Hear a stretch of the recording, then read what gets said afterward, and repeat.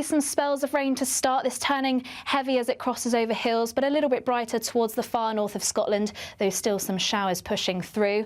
Still some rain affecting parts of Northern Ireland, southern Scotland and northwest England, and perhaps a bit more cloud around Wales to start compared to recent mornings. But otherwise, you can see it's a very warm and bright start across much of England and Wales, and temperatures are going to be pushing up through the course of the day, a hotter day into tomorrow compared to what we've seen this afternoon. And there'll still be a fair amount of cloud, this thick enough to produce some spells of rain still across much of the northwest and turning a little heavy at times. But for most, particularly across central and southern England and Wales, intense sunshine, high UV levels and temperatures pushing up into the mid-30s, so a very hot day here. On Thursday, though, the temperatures will start to come down. There will be some cloud and perhaps the odd shower, very hit and miss across England and Wales. Longer spells of at times quite heavy rain pushing into Northern Ireland and parts of Scotland. So we remain in that north-south split, and we remain that way for the rest of the week. Temperatures will be coming down though, but still feeling warm in the sunshine. Today's outlook: cool, calm and completely horizontal. Boxed Aircon sponsors the weather on GB News.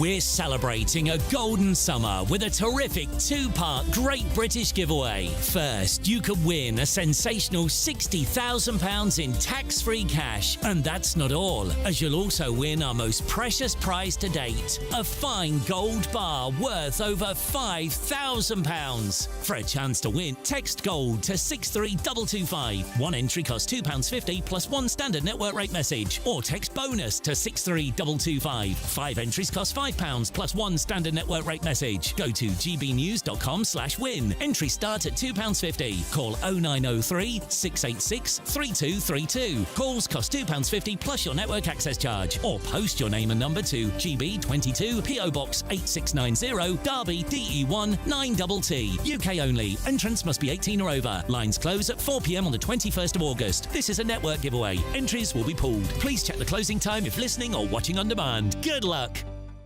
At GB News, we love to hear from you, our loyal community.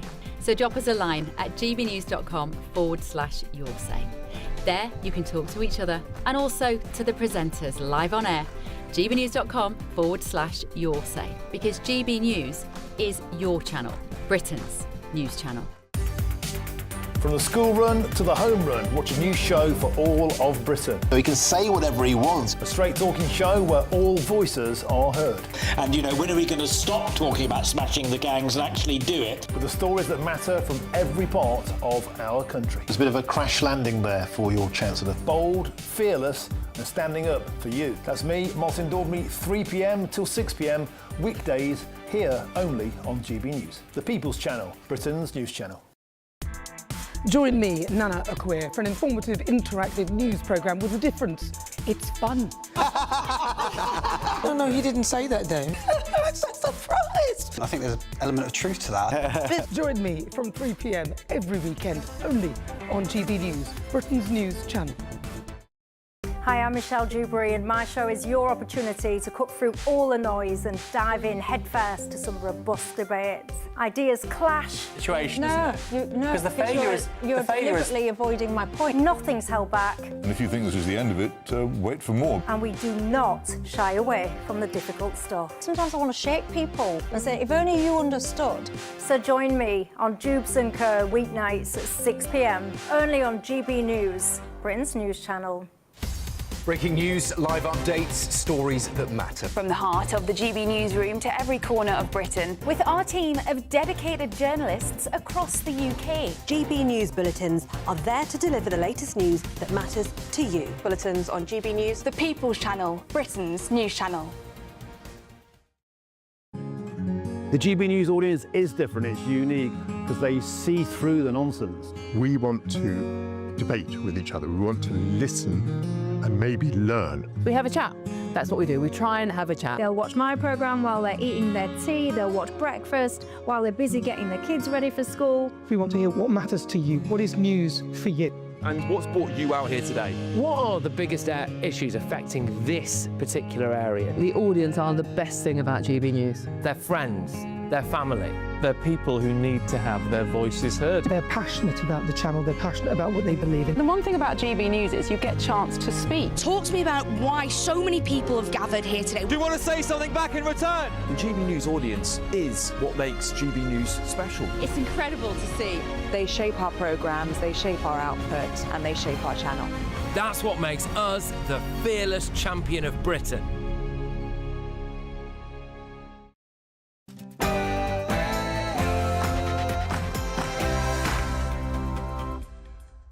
It's 9 p.m. I'm Patrick Christys. Tonight, within around about a week. Give that a second. It's just dragging along. The French open fire on a shadow minister in the Channel, but meanwhile, the migrant dinghy is in the water. they just tow illegals over to Britain. Before we move on, I've got a big GB News exclusive for you. In the last few moments, illegal migrants set off from their furthest ever launch point. It was a test route, a proof of concept, if you will. And in the last few moments, Border Force have dutifully brought them into Britain for a brand new life. So they wanted to test it. It turns out it works, and you can expect a heck of a lot more of that. We've got the footage for you exclusively, and I'll be playing it for you in a couple of moments' time. But in other news, Nigel Farage, he joined forces with the Swedish Democrats in the European Parliament. This is a far-right Nazi group. Zach Polanski has not been arrested by the Met for sharing what reforms say was an incitement to murder Farage. Plus, accommodation was created exclusively for Muslim students. The first halal university accommodation has opened. Fantastic example of integration there. Plus, decades, politicians told young people that desk jobs were the future. I'm making it easier for young people to get the skills they need to get into good jobs. well, Andy Burnham vows to end the great big university racket. Good, that is a good thing. But he's going to prioritise kids whose parents are on benefits, as I understand it, and trans women are women. So there are contexts where a trans woman is not a woman. No, there is. There is. Your taxpayers' money is helping trans people breastfeed their kids. Also tonight, I just want to add a few words. What we've heard.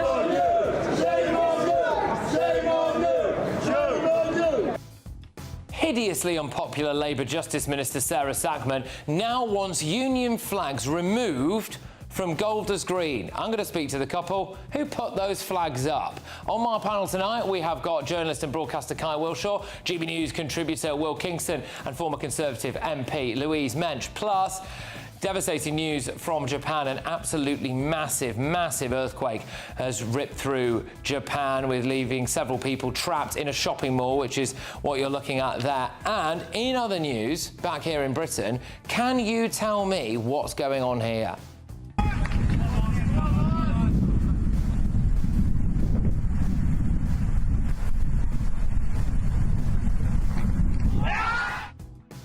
Clicky ponting. Get ready, Britain. Here we go.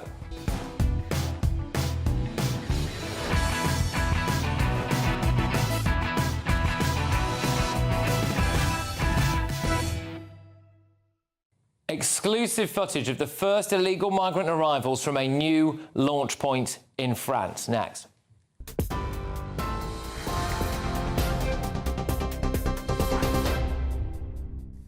Good evening. Your headlines at 3 minutes past 9.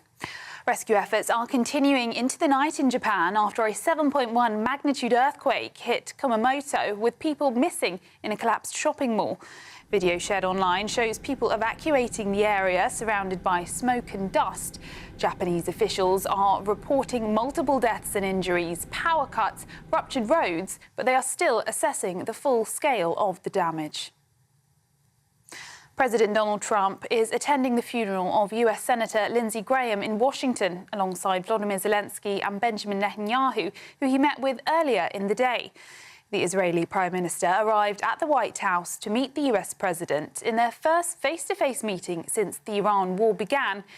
It came moments after the Ukrainian president left the White House, saying he had had a good meeting with Donald Trump, where they discussed air defences. Andy Burnham will give parents on benefits £4,500 a year if their children become apprentices. The government has announced a new handout targeted at families on universal credit in a bid to remove the welfare system's disincentive to work. Currently, parents can claim universal credit payments for their children up to the age of 18, but those benefits are withdrawn if they take up an apprenticeship, causing families to lose almost £100 a week. The new plan would change that. Firefighters are racing to control major wildfires near Bordeaux and Madrid as another intense heatwave threatens to make the crisis worse. More than 300,000 people have been evacuated across France and Spain in recent days. In southwest France, crews west of Bordeaux say the fire has stabilised, but it's still not under control. In Spain, crews are also battling major fires near Madrid, where temperatures are expected to climb to 39 degrees. A failed asylum seeker who went to a school armed with a hammer, a hatchet and a kitchen knife has been jailed for 2 years. South Sudanese national Both Duk Deng became increasingly frustrated that immigration authorities were not providing assistance in his bid to stay and work in the UK. The court heard how the 21-year-old wanted to create a scene for attention after being refused asylum on 3 occasions. He was arrested after workmen confronted him on the premises of the Edgar Wood Academy in Manchester on the 6th of August last year, while a member of the public also raised the alarm after he was observed behaving oddly in a street nearby. The president of FIFA, Gianni Infantino, is plotting a World Cup sell-off to private investors. European football's governing body, UEFA, has reacted furiously, insisting the World Cup is not an asset to trade. The plan, announced 9 days after the World Cup, would result in a group of investors controlling the commercial interests of FIFA's top men's and women's competitions. The Prime Minister, Andy Burnham, has waded into the row, saying football does not belong to investors and the World Cup was never anyone's to sell. Those are the latest GB News headlines. Now it's back to Patrick. Tune in to GB News Radio wherever you are. Online, on DAB digital radio, on TuneIn, on Radio Player, on Nation Player and on your smart speaker. Just say, play GB News.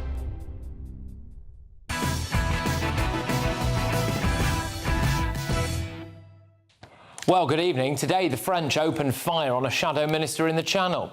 In that anyone who did cross the Channel and arrive in Dover could be immediately deported within around about a week. Give that a second, it's just dragging along. Now, the French authorities have said that the warning shots were fired just as part of a training exercise and the British ship was out of range. But just in case you're in any doubt as to exactly how deliberate this actually was, here is the ship's captain, the British ship's captain, saying that the French issued no warning at all before they fired. As I know, if you're having a live firing exercise, then that's always announced on the VHF to all the vessels in the vicinity, and they actually will give the position of where that's going to take place. And I didn't hear there's been nothing announced on the VHF from what we've heard this morning. We've been out since 6 o'clock. Yeah. So it sounds like it might have been an effort to intimidate us. It could well have been. It might have just been a little bit of a warning shot and maybe just trying a bit of show of force or something. Well, there you have it. The French have got some cheek. In my opinion, they are the final link in the chain for human traffickers. Get the illegals into the Channel and French border force will do the rest. On the Channel, and you can see behind me a French warship escorting an illegal migrant dinghy. We're just inside English waters now, UK waters, and a border force vessel, Typhoon, is about to pick up the illegal immigrants that have come across. It's the second boat we've seen this morning. And wait until you see what I'm about to show you in a minute's time, because there is a new illegal migrant route that has just opened up and they've had a proof of concept and it worked. But does anybody else find it remarkable that the French will fire 17 warning shots in the vicinity of a democratically elected British politician, but they will happily escort illegal blokes from Sudan, potential rapists from Eritrea or possible Iranian terrorists? Today, illegals set off from the furthest point yet to reach Britain. They began in Fécamp, which is about 140 miles, that journey is, to eventually end up in Dover. It is about, roughly speaking, 40 miles south of Dieppe, which up until now has been one of the furthest points, and it is about 70 miles away from their usual launch points around the Calais and Dunkirk area. Now, today, Andy Burnham had the brass neck to say this. The Home Secretary has brought forward a very rigorous plan in relation to this, and let's remember, of course, the numbers can fluctuate, but overall boat crossings are down quite significantly year on year, so that does suggest that the plan is working. The plan is working. Has any Labour minister condemned the French for firing in the vicinity of a shadow cabinet minister? I haven't seen it.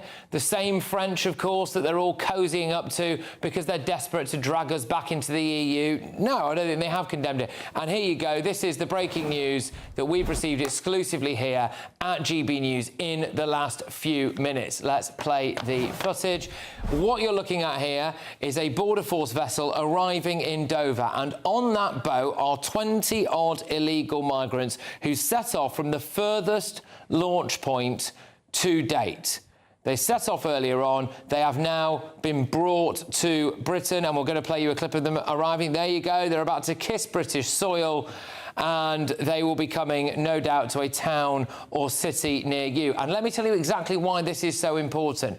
So our sources, and thank you very much to our Home and Security Editor, Mark White, for sending me this just as I walked through the studio door to come on air.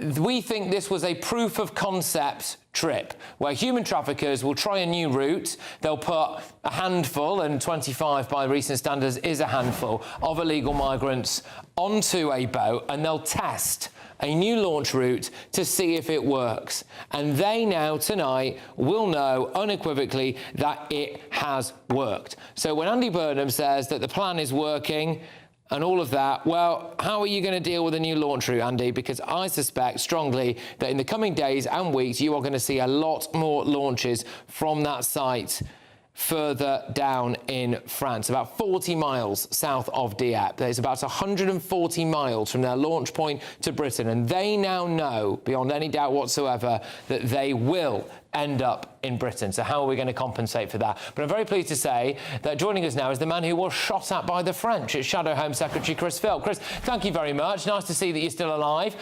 So, look, first things first then, what do you make of the way that the French behaved in the Channel today?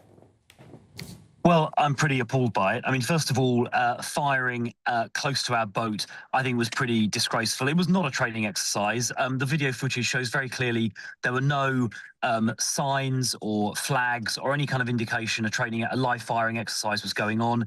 There was no warning on the VHS. There was no live firing training that had been scheduled. And as Matt, the skipper, said, in his 28 years on the Channel, he's never seen anything like this before, and they only shot the weapon when they were very close to our boat. They didn't shoot it before, didn't shoot it afterwards. It was only when they were close by, and the way that made me feel was this was a deliberate attempt to intimidate us, because they could see we had media with us. I was doing an interview with the BBC at the time. They could see we were trying to cover the migrant crisis, and they wanted to intimidate us. And that is not surprising, because just a couple of hours after that incident, we weren't deterred, we weren't intimidated, of course. We carried on. And we witnessed about 2 or 3 hours later a migrant mega dinghy, not the one you were just talking about a minute ago, that was further down. This one here you're showing on the screen now. About 100 illegal immigrants, almost all men, being actively assisted by the French. You can see the French little rib in grey there was handing over life jackets to the illegal immigrants, making no attempt at all to stop the illegal immigrants. And at one point, even more shockingly, the migrant dinghy, just before this was shot, went back to the beach to pick up some more illegal immigrants. And instead of stopping them and, stopping the boat re-embarking, the French police on the beach did absolutely nothing. Just as these French forces here are doing nothing as well. In fact, as you can see, they're actively helping the illegal immigrants by handing them life jackets and literally waving them on their way. So Shabana Mahmoud has sent £500 million of our money to France, supposedly to protect the border. And as these pictures demonstrate, the French are not doing that. That is a contrast to the Belgians. The Belgians are doing actually a very good job. The Belgians do stop boats at sea. And that is why there are now no embarkations from Belgium, because Belgium is doing its job properly. Now, I'd like to pick up the point that Andy Burnham, the Prime Minister, made a second ago, claiming the numbers are down. Well, I asked Matt, our fishing boat skipper, about this, and Matt said that this year he's had more fishing trips cancelled than ever before because the weather on the channel has been so bad. I know it's been sunny weather on land, but the sea has been rough, lots of fishing trips cancelled, and that is why the migrant dinghy numbers have gone down. It's not because Shabana Mahmood's plan is working. She's handing over £500 million of our money, and the French are doing nothing, as that video just displayed. And now, to add insult to injury, as you revealed a minute ago, there's now this new route. We were tracking it on the radar, and we were tracking it by listening into the Coast Guard radio communications, both in French and English. So we could see it happening, and we could hear it happening in real time this afternoon. What were they saying? Sorry, Chris, go on, sorry to interrupt. What kind of stuff were they saying to each other? Well, they were basically, the French Coast Guard and the British Coast Guard and British Border Force were coordinating with each other. So the French Coast Guard and the French Maritime Authorities were shadowing, they were escorting the migrant dinghy from that location you showed on the map, 40 miles south of it's not this boat, this is the other boat. Yeah. Boat. And they were escorting it to the median line, 50 or so miles north in the English Channel, and they were coordinating with the lifeboat in Eastbourne and Border Force vessels in Ramsgate, who then came down from Ramsgate and from Eastbourne to meet the illegal migrant dinghy halfway and pick up the illegal immigrants, and then they ferried them to Dover, which is the footage you showed a few minutes ago. That is, as you say, a completely new route. It's the furthest south and the furthest west they've ever gone, and it's the longest crossing they've attempted. So just there's the pictures of those illegal immigrants I was referring to being taken to Dover a short time ago. So on the single day, we've had the French shooting in the vicinity of Mia Shadow Home Secretary. We've seen them helping illegal immigrants with life jackets, failing to prevent embarkations from a beach, failing to prevent the migrant boats at sea, even though the Belgians can do that perfectly safely and very effectively. And we've seen them escorting the boat 40 or 50 miles into the middle of the channel down in the Eastbourne direction. Complete failure. And Shabana Mahmood is paying them £500 million of our money for this. It's not working. The only thing protecting our borders, is the weather. That is the truth of it. And tomorrow, the sea is going to be very flat, and I fear we're going to see quite large numbers of crossings tomorrow. Can I finish by saying this, Patrick? There is only one solution, and Andy Burnham should frankly adopt this if he's serious. So should Shabana Mahmood. We need to leave the ECHR, and that would enable us to deport all of these illegal immigrants within a week of arrival. And if they were deported, with no court cases, no asylum claim, no modern slavery claim, no human rights claim, no legal aid, nothing, just deported pretty quickly, they would stop bothering to cross in the first place. Australia did that about 13 years ago.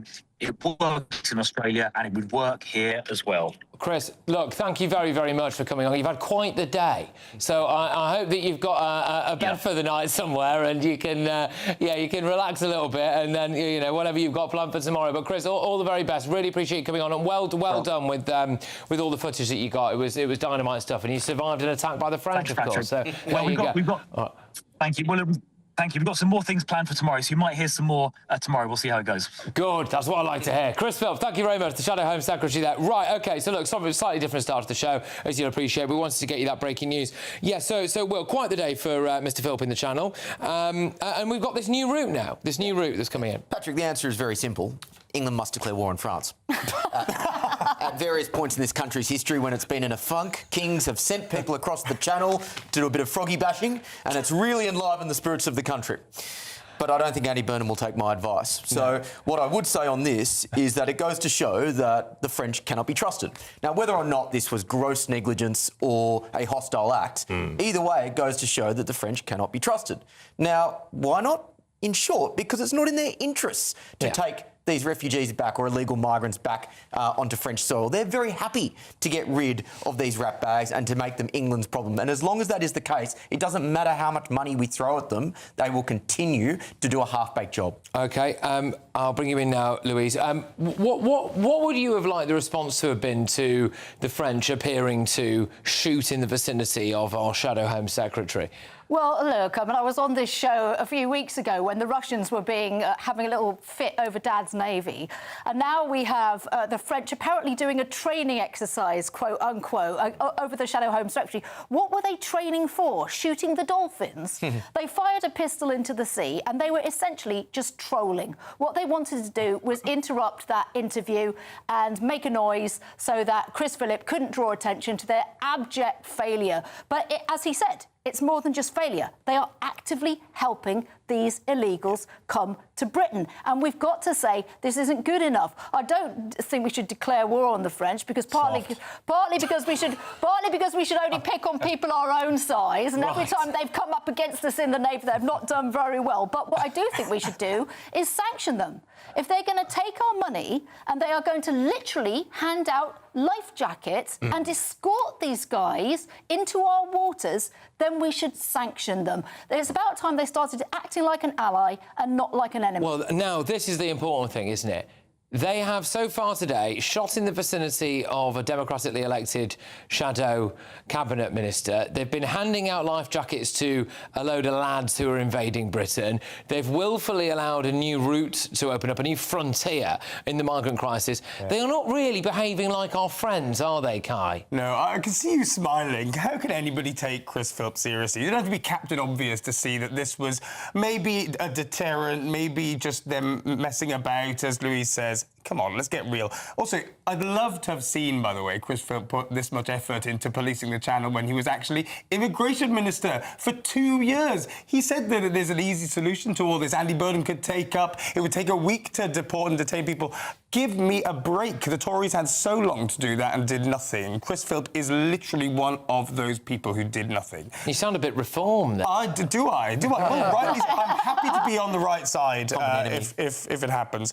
Look, obviously, the one-in, one-out deal was laughable at the start, right? They said the numbers are small, and it was very small. It's now ramped up, right? So about 300 are being returned every month.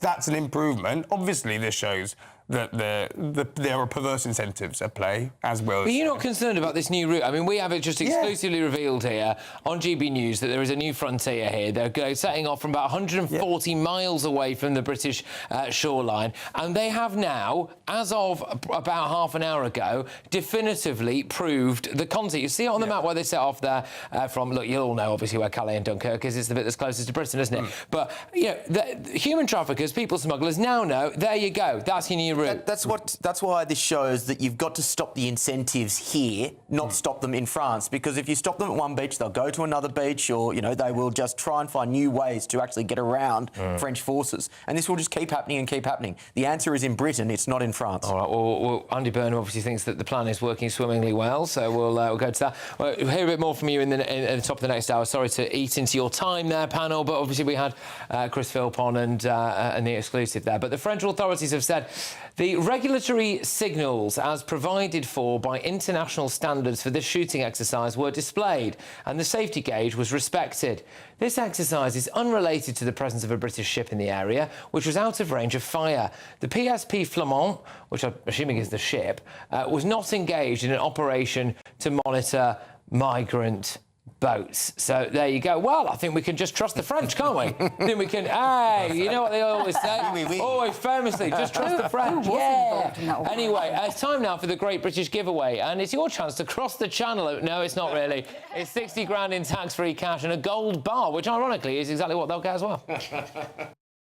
We're celebrating a golden summer with a terrific two-part Great British Giveaway. First, you could win a sensational £60,000 in tax-free cash to spend however you like this year. What would you do with that? And that's not all, as you'll also win our most precious prize to date, a fine gold bar worth over £5,000. It's pure gold to own, trade or gift to a loved one and secure their financial future. So make sure you don't Don't miss your chance to bank over £65,000 worth of prizes in our Golden Summer celebration. For a chance to win £60,000 in tax-free cash and a real gold bar, text GOLD to 63225. One entry costs £2.50 plus one standard network rate message, or text BONUS to 63225. 5 entries cost £5 plus one standard network rate message. Go to gbnews.com/win. Entry starts at £2.50. Call 0903 686 3232. Calls cost £2.50 plus your network access charge, or post your name and number to GB22 PO Box 8690 Derby DE1 9TT. UK only. Entrants must be 18 or over. Lines close at 4 p.m. on the 21st of August. This is a network giveaway. Entries will be pooled. Please check the closing time if listening or watching on demand. Good luck.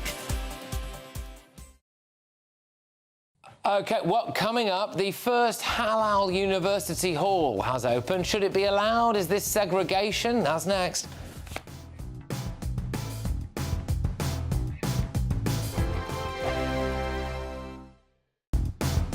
Do you trust what you're being told? Good, because neither do I. Those are just facts. I'm Alex Armstrong, and on my show, we'll expose the spin. Well, I want to answer that, because you didn't let me last time, because you always speak over me. The broken promises. To deny that is denying the truth. And the hypocrisy. Needs to stop. You think we can allow? Politics, policy, parliament. Nothing is off limits. No sugarcoating, no fear of offence, just the truth laid bare. Tune in every Saturday and Sunday at 9 p.m. for Alex Armstrong Tonight, only on GB News, Britain's news channel. At GB News, we love to hear from you, our loyal community. So drop us a line at gbnews.com/yoursay. There you can talk to each other and also to the presenters live on air. gbnews.com/yoursay, because GB News is your channel, Britain's news channel. Westminster's full of talk, but out here, it's the real world. Am I allowed to talk No, now? that's it. This is where it matters, real people and real lives. That's what politics is all about. In fact, has Trump made a good start? No. Straight answers, no spin, and just a couple of pints. How many fingers have I got up? About 10. So join me for Lee Anderson's Real World every Friday at 7 p.m. only on GB News. The People's Channel, Britain's news channel. Here at GB News, we made a promise to tell your stories. And on the 6th of August, we're marking 5 years of doing exactly that. Celebrate with us by having your say. Join in the debates live on TV and radio. And meeting your favourite presenters across the country, from Leeds to Aberdeen, from Belfast to Barry Island. Plus, join me in Essex for our biggest live show of the year. Scan the QR code or visit gbnews.com/celebrate. Terms and conditions apply.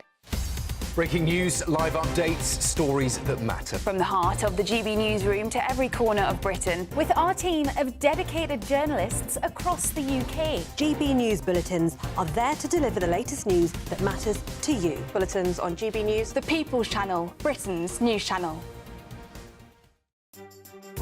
Some people enjoy lazy Sunday mornings, but not me. What's the truth of the matter? So that's a very live question. Would you support him if he waters down these plans? Before the spin sets in, I'll be getting to the truth. This is personal. No soft questions, no easy answers. It's one thing if the state has rules in this country. It's another thing whether the police and others actually police them. Setting the agenda and holding those in power to account. You can't really blame her if the system is set up this way. You will not want to miss it, trust me. The Camilla Tominey Show, Sundays from 9:30, only on GB News.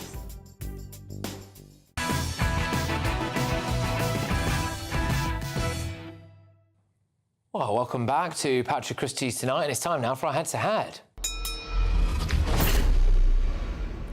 Now for a GB News exclusive. The UK's first halal-only student flats have launched in Dundee, offering accommodation for students studying across the city's 3 universities. So we can reveal that the development features rooms and communal areas described as strictly halal-only, with pork and alcohol prohibited throughout. Yes, and from just £165 a week, residents also have access to a cinema room, a gym, a massage chair, and a prayer room.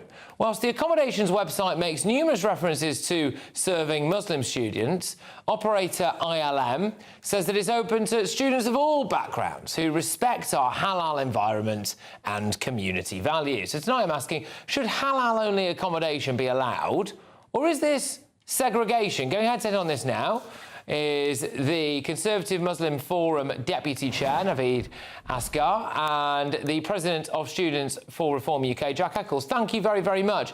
And Naveed, can I start with you? Are women allowed here? Absolutely, yes.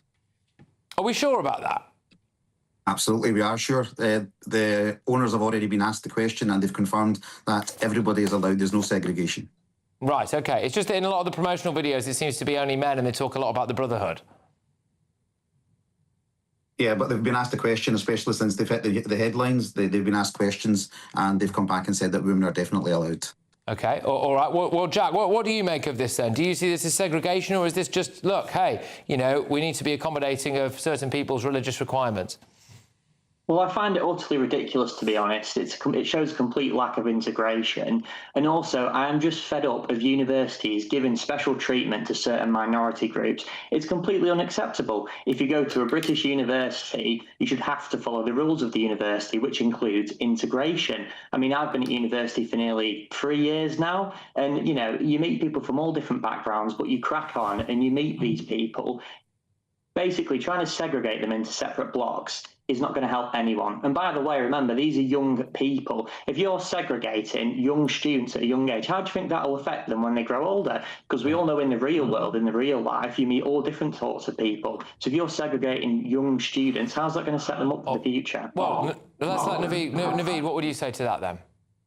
Well, first of all, the accommodation is not owned by the university or any universities. It's private accommodation, so the universities are not encouraging any type of segregation. And what I will say is there's a whole precedent set over the last 100 years. Back in the 1920s, the YMCA started an Indian hostel, which still runs in London today. United Student Accommodation, one of the UK's biggest accommodators for students, also allows you to go through the apps to message other students with similar profiles, example, diets, religion-based, and they allow that. There's also faith-based Jewish student accommodation by the Hillel Housing and the Jai Living Organisation, and they provide kosher housing across London, Birmingham, Cardiff, Manchester and Leeds. They've even got one in Golders Green where there's 25 kosher living apartments for students to the London Bet-Din standards. In Glasgow, for example, we've got Chinese student accommodation where some of the purpose-built buildings are 90% Chinese students in the West End of Glasgow. And these funds is that good, are so vital. See, this is I absolutely get that 100%. I get it. Right, it's not just a Muslim thing, right? But is that actually good, Naveed? Do we really want that? If we keep being told, don't we, about how we mustn't do anything to divide people, our diversity is our greatest strength. That's what we are told all the time. But this is the opposite of that, isn't it?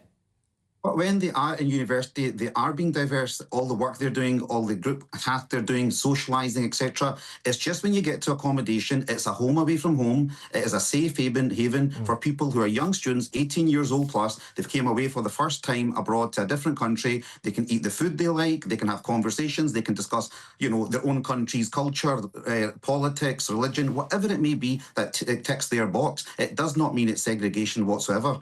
So I disagree with that. And like I said, for international students, for example, Patrick, let's talk about finances here. International students in the semester 24-25 contributed £40 billion to the UK economy, right? Okay. And that was a cost ratio of 10-1 to the government. So we were 9 points better. An average international students bring in £100,000 per student during their course. So universities, particularly in Dundee University has been in dire financial straits. So I'm sure Dundee University but then that is a separate argument about whether or not failing universities should be allowed to prop themselves up by essentially being an arm of the immigration racket. But there we go. Jack, I'll bring you in on this. Look, you've heard Naveed there. He's made a compelling case about why this is fine. So go on. What do you say to that? Well, I would say that it's not the point, it doesn't matter if it's, there's Jewish accommodation blocks, there's Muslim accommodation blocks or Chinese. It's simply not how we do things in Britain. We mix together in universities. That's how it's been. And what I do find interesting is go back 50 years or something when there was segregation in the West, especially in America particularly. And a lot of the left now, a lot of people like yourself, I'm sure, well, they wanted to end segregation. And now suddenly they want segregation again. I just find it completely hypocritical. And like I said before, it's setting no one up for the future. That isn't the real world. In the real world, you aren't putting blocks. There's a Chinese block here, there's this block here, there's that block there. That's not real life. It's not reality. And if you're setting young people up for that, they're going to get a real shock when they enter the real workplace in the real world. All right, OK. Well, look, both of you, thank you very, very much. It was a really, really interesting debate, actually. I do really appreciate you both coming on and having that chat about it. A spokesperson for the ILM Halal Student Halls said, ILM Student Halls is not a religious exclusive residence. We are proud that our halls are open to students of all backgrounds, and this is reflected in our current community. The majority of our current residents are Christian, alongside others of various faiths and non-gender-specific accommodation is a long-established practice across the UK, offered by universities and private providers alike based on student comfort and preference. Well, that's interesting because that says gender-specific, doesn't it? But we were just told then that women were allowed. Anyway, OK, coming up, should taxpayers' money be used to fund so-called chest-feeding sessions for trans women, a.k.a. biological males? And I just want to add a few words. What we've heard. A Labour minister has sparked outrage in Golders Green by suggesting that the union flag is a source of division and intimidation. She wants them taken down. I'm going to speak to the couple who put them up. That's next. Be nice to escape the grey. Clear skies, here we come. As clear as our travel insurance. All Clear Travel Insurance sponsors GB News Travel Destinations Forecast. Hello there, you're heading away for the summer holidays. Well, it's turning very hot across parts of France and Spain. High pressure dominates across Europe, bringing plenty of dry weather. Very warm across the Canary Islands as well as towards Madeira. Coastal areas of Portugal and Spain will be cooler, and temperatures in the high 20s, low 30s. Towards Italy, though, as well as Greece, very hot indeed. There is a risk of thunderstorms as well across the Alps, but it does remain fine, dry and warm into the weekend as well. All Clear Travel Insurance sponsors GB News Travel Destinations Forecast. Hello there, good evening. Welcome to your GB News weather update from the Met Office. Into tomorrow, we'll feel slightly cooler under cloudier skies. Otherwise, in the sunshine, it's a hotter day ahead. A brief hot spell this time, though, gradually turning cooler towards the end of the week. And for this evening, we've still got a north-south split in the weather. Low pressure dominating northern areas, but high pressure holding on to the south. So mostly dry with clear skies for much of England and Wales. But the low pressure still continues to bring in more cloud and some spells of rain across much of Scotland and at times Northern Ireland and northwest England. For although it is set to be a very warm, if not quite muggy night across parts of the south, where temperatures aren't going to drop much past between 17 to 19 degrees, so a little bit uncomfortable for sleeping in through this evening. Then on Wednesday, there will be some spells of rain to start, this turning heavy as it crosses over hills, but a little bit brighter towards the far north of Scotland, though still some showers pushing through. Still some rain affecting parts of Northern Ireland, southern Scotland and northwest England, and perhaps a bit more cloud around Wales to start compared to recent mornings. But otherwise, you can see it's a very warm and bright start across much of England and Wales, and temperatures are going to be pushing up through the course of the day, a hotter day into tomorrow compared to what we've seen this afternoon. And there'll still be a fair amount of cloud, this thick enough to produce some spells of rain still across much of the northwest and turning a little heavy at times. But for most, particularly across central and southern England and Wales, intense sunshine, high UV levels and temperatures pushing up into the mid-30s, so a very hot day here. On Thursday, though, the temperatures will start to come down. There will be some cloud and perhaps the odd shower, very hit and miss across England and Wales. Longer spells of at times quite heavy rain pushing into Northern Ireland and parts of Scotland. So we remain in that north-south split, and we remain that way for the rest of the week. Temperatures will be coming down though, but still feeling warm in the sunshine. want to know what's really going on in the corridors of power? Labour don't know what to do with you half the time, and that makes you quite lethal in the chamber. Get behind the headlines with Chopper's Political Podcast. Join me, Christopher Hope, as I sit down with the great and the good of British politics. We'll see where this ruling takes us. These are the stories shaping our nation. Chopper's Political Podcast, available now on all platforms. Listen in and stay ahead. Britain is not just a geographical expression. We are a people bound together by history and culture that are distinctively British. Join me to celebrate our music, theatre, artworks and literature, which we can explore and enjoy together. Everybody's welcome. Sunday with Michael Portillo. Every Sunday at 11 a.m. on GB News, the People's Channel, Britain's news channel.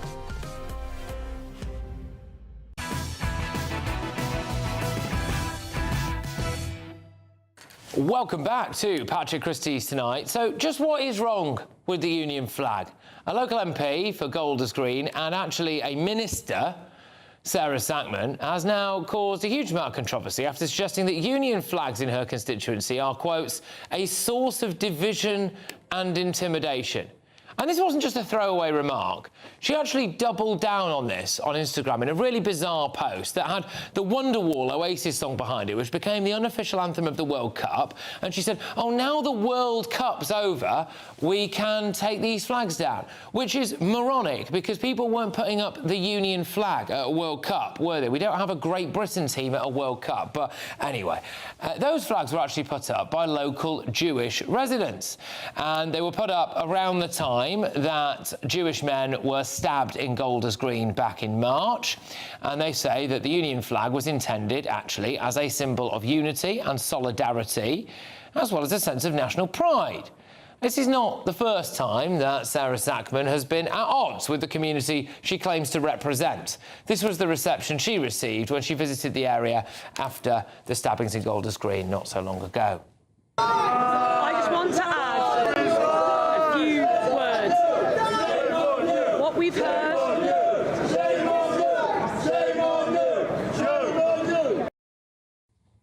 Yes, well, there we go. So, look, joining us to discuss this now, I'm very pleased to say, our local residents, Deborah and Jack Miller. And Jack, you actually put these flags up, didn't you? Yes, myself and a team, we went out late at night with a cherry picker and we tied the flags up to lampposts in the Golders Green, Hendon, Temple Fortune, Edgware, Stanmore area. Why? Why did you do it? We're proud to be British. As British Jews, we are all descendants from immigrants. Myself, my family came at the turn of the previous century. And we were proud that the country allowed us to integrate with our own customs and allowed us to work and have freedom, and proud to call ourselves British. Yeah, and, you know, they were accusing you of being, oh, the far right must have put all these flags up and everything, mustn't they? It's a bit ridiculous when you think about it. Deborah, what do you make of what Sarah Sackman's saying here now? You know, that these flags are sowing division and they need to be taken down. I think that comment in itself is actually causing division, and it's decisive, you know, because, like, we just want to live in peace. We just want to be, we're proud Jews. What's wrong with the flag? Why does the flag mean so much to you? Like, why is it so important for you that in your area these flags are there on the lampposts or wherever they are? You know, you go around the UK, you see people fly other flags, and some are taken down, some are left. Like, we should be proud. You go to America, everyone's flying the Stars and Stripes. You see it everywhere. Why shouldn't we have our flag? Yeah.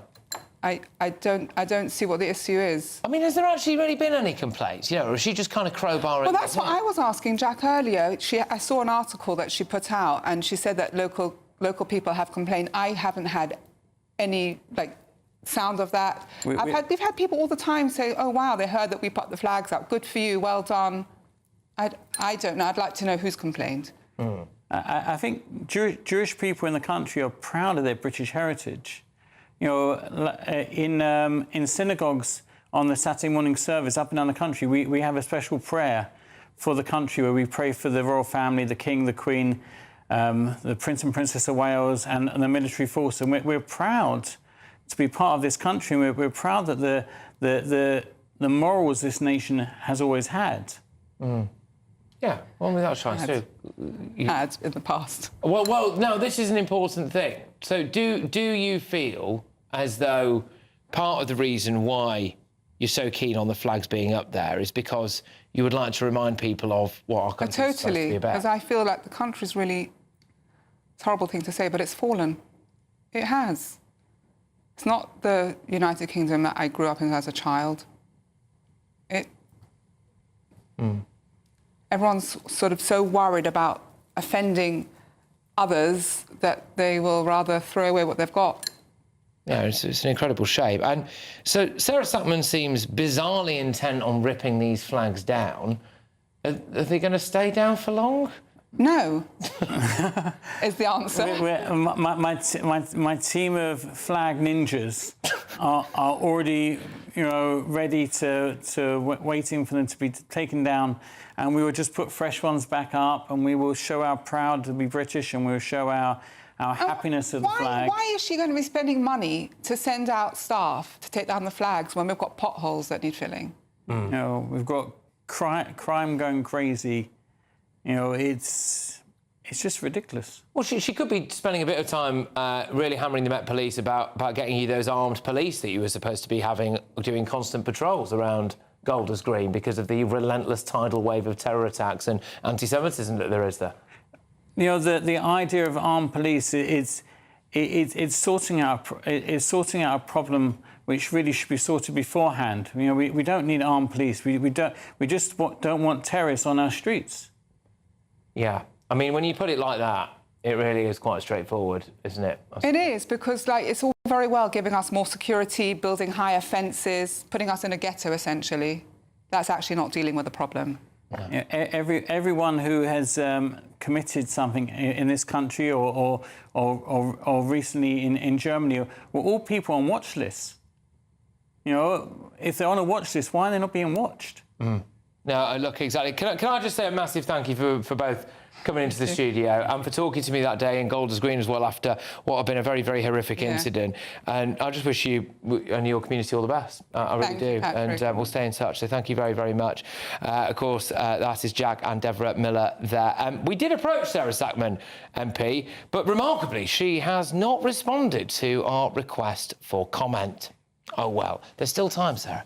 Anyway, coming up, should taxpayers' money actually be used to fund a bizarre thing called chest feeding? If you're not aware what this is, or exactly where your money's going, I'm going to tell you about it in a second. This is GB News, Britain's news channel. Well, Charlie, as most of the viewers know, I would be involved in agriculture. This isn't quite agriculture. It's quite close to it, the cousins of. A lot of things that go on in agriculture are on display here. Thousands of people coming to this site, Ragley Hall, just about 45 minutes out of Birmingham. We are the modern ruralists, and here today we have the craft yard. We've got 9 different crafts, all demonstrating what they're up to. Here we have the wheelwrights, and they're bonding a wheel here. So this is an ancient craft that's been going for about. Barney Murray's a bit of a legend, quite frankly. He's the national champion, master dry stone waller, comes from North Wales, and he's a bit of a Thor lookalike. So he's quite popular. GB News, the People's Channel. GB News Breakfast. Every day from 6 a.m. Now, at 16 minutes past 8, the annual bike ride from Yorkshire to London is taking place today, aiming to honour the legacy of the Batley and Spen Labour MP Joe Cox, who was murdered by a far-right terrorist in June of 2016. Well, the bike ride aims to champion a cause she was passionate about, as this year marks the 10th anniversary of her tragic death. Kim, if we can just start with you, what is your sister's legacy?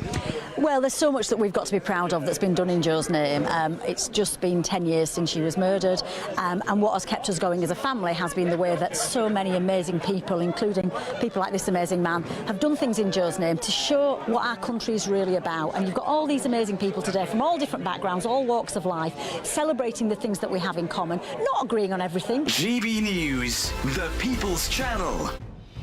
Good afternoon, Britain. Weekdays from midday. It's a difficult question. Honestly, I don't think I would at this rate, because I think the government tracks, when we say we're fighting for Britain, what are we actually fighting for? The concept of Britain, I don't think exists anymore. When I look at Britain, when I go outside, it doesn't seem to be very British. And I think the core demographic of the people who would normally fight, these white working class boys who, you know, have been fighting for Britain, who we expect just to sacrifice their life in a fight, you know, they've been demonised for decades and decades by the government, by our education system, by the media. Economically, they've been disadvantaged. So why would we expect them to risk their lives when we've demonised them for so long and took them for granted for so long? And this concept of Britain fighting for the British government, you know, the British government has betrayed us. GB News, the People's Channel.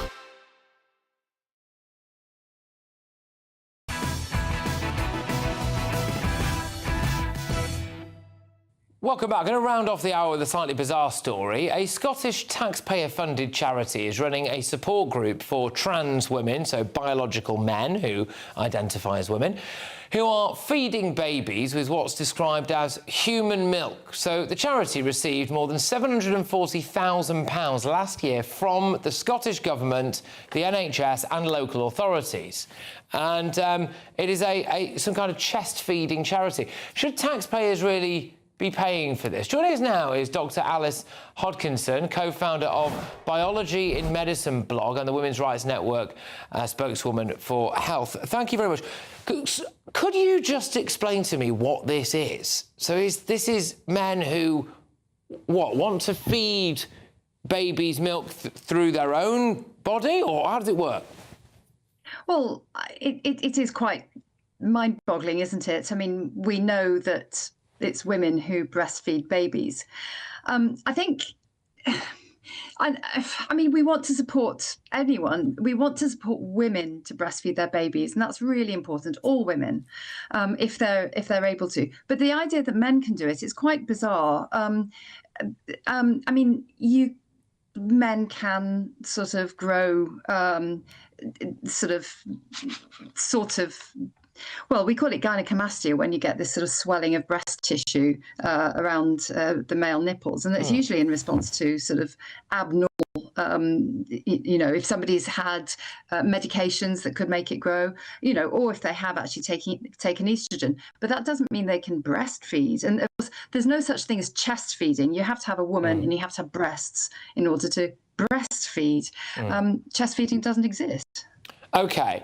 And if I use taxpayers' money to be able to in some way lactate and then fed a baby with that milk, is it as good for a baby as it would be going from a woman? Well, so what we do know is that, yes, OK, so men can produce a little bit of chest secretions or nipple secretions. But I think the most that's ever been recorded is about 30 mils. So, you know, a thimbleful, really. So you're not going to feed a baby on that. Women can produce pints of milk, and that's what the baby is going to need, depending on the age of the baby. And also, we don't know what the breast milk, the moob secretions might be producing with this. So we don't know what the analysis is of the milk itself, the secretions themselves from men. And we need to know that. We need to know, and even if there's some safety involved here, they're tiny, tiny amounts. And then you have to question the motives of why a man might want a baby to latch onto his nipple, and this is not for the baby's health. This is you have to think about when because it wouldn't fully feed the baby, is what you're saying. That's the thing. Sorry? It's not. It's because it wouldn't fully feed the baby anyway. It wouldn't feed him. No, it's not just that. Why is a man wanting a baby to suckle on his nipple. This is not for the baby. This does not benefit the baby. We have to be very clear about this. That there's something else going on that a man should want to do this, and it's certainly not for the baby's benefit. And as the women, for Women Scotland are saying, that possibly he's doing it for other motives. OK, I mean, so a couple of points here. Trans women rights activists might say that, decisions about infant feeding should be made by parents and their healthcare providers and not by politicians or the public. So, I mean, it's legal, isn't it? Just because something's legal doesn't mean that it's the right thing to do. And also, I think you have to think about the rights of the child. So the Children Act and the UN Convention on the Rights of the Child very much put the children's best interests first. And that in itself should be something that should prevent anyone trying to do this. OK. Well, look, Alice, thank you very, very much for coming on. I know it's a kind of mind-boggling topic to talk about, really, but thank you. It's Alice Hodgkinson there, who's the co-founder of Biology and Medicine and also Women's Rights Network. So, a spokesperson for NHS Lothian said NHS Lothian provides funding from Public Health for LGBT health and wellbeing to provide a range of services, including specialist support services for transgender adults. LGBT health and wellbeing did not respond to our request for comment, but, of course, I imagine that trans women's rights activists may also say that if you can produce breast milk, then, why not use it? But anyway, coming up, we are going to be talking about the left, in my view, totally normalising political violence. And is Andy Burnham onto something when it comes to fewer people going to university? Or should that be less? Maybe I should have gone to university for longer.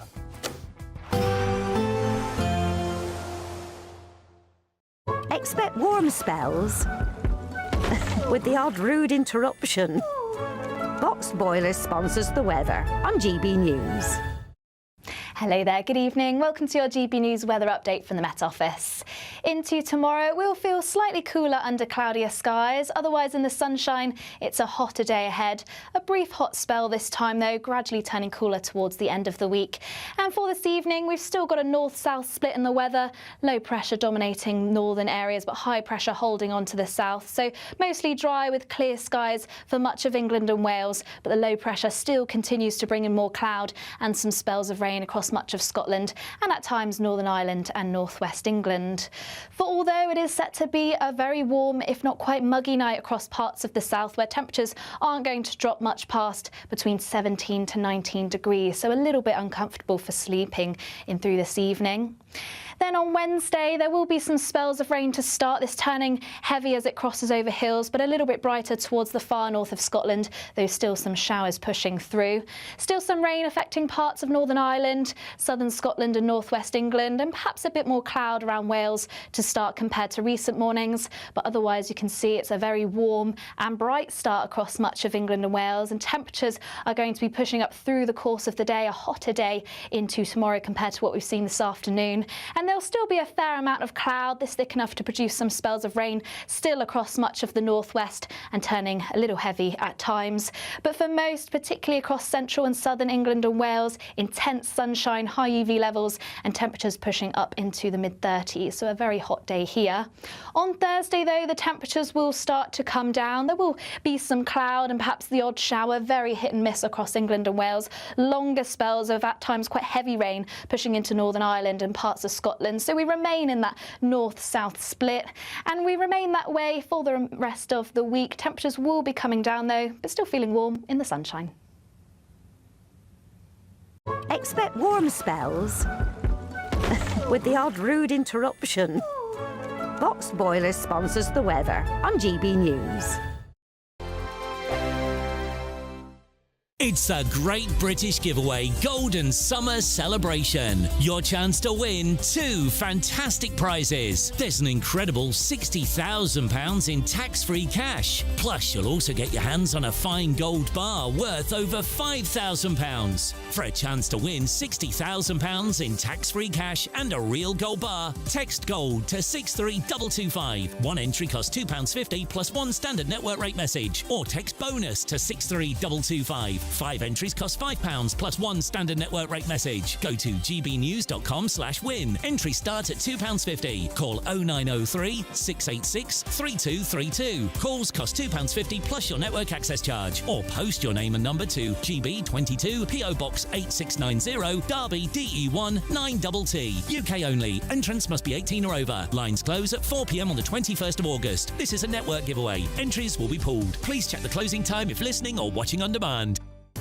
I've been in Westminster for a long time, but I know that though power may be here, its effect on people's lives is across the whole of the country. We may be where rules are made, but it's where they're implemented that matters. Join me, Jacob Rees-Mogg, for forthright and frank discussion on where Britain has come from, where it's going, and where it will end up. That's State of the Nation, Monday to Thursday, 8 to 9 o'clock. Vox Populi, Vox Dei. Join me, Nana Akwe, for an informative, interactive news programme with a difference. It's fun. No, he didn't say that, Dave. I'm so surprised. I think there's an element of truth to that. Join me from 3 p.m. every weekend, only on GB News, Britain's news channel. Welcome to Free Speech Nation with me, Josh Howard.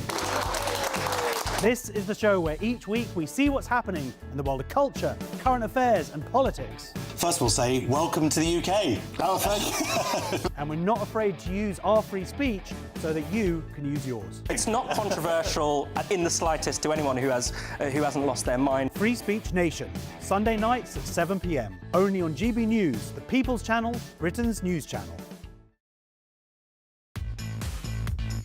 5 hosts, 5 opinions, 5 fearless debates, 5 unfiltered takes on the day's news. 5 reasons not to be anywhere else on Saturday night. This is the Saturday 5. You got me. You got me good there. Britain's biggest Saturday night TV show. It's not a bad brand. Yeah. Uncensored. Very, very racy tonight. On the unpredictable. What does she say? Can you translate it for us? And always entertaining. And how can a country go from being led by William Wallace Saturday nights from 6 p.m. only on GB News, the People's Channel. Britain's news channel. You're going to want to stay tuned, trust me.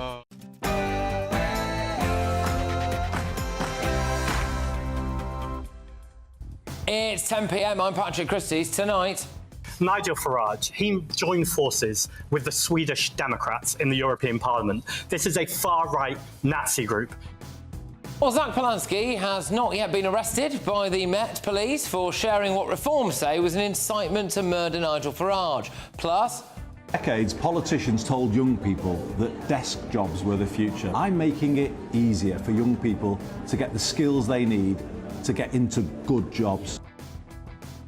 now this is interesting. Andy Burnham vows to end the great big university racket. Good, but it appears that he's going to prioritise kids whose parents are on benefits. And of course, we'll be taking you through all of tomorrow's newspaper front pages, including tomorrow's Daily Express, which is reporting that at least 2 million people are missing out on the social care they need. I will also be providing you with an update from the English Channel. Why? Well, because earlier on in the show, we'll play you this footage a bit later on, we revealed that we had now seen the first migrant boat arrivals from a new launch site in northern France. So that is a new launch site 140 miles away from the English coast. We have got exclusive footage of that for you that we'll be playing you shortly. On our panel this evening, we have got journalist and broadcaster Kai Wilshaw, GB News contributor Will Kingston and former Conservative MP Louise Mensch. Plus, we'll be giving you updates as well from that devastating earthquake in Japan where countless people are still missing. And in news back here in Britain, can you tell me what's going on here?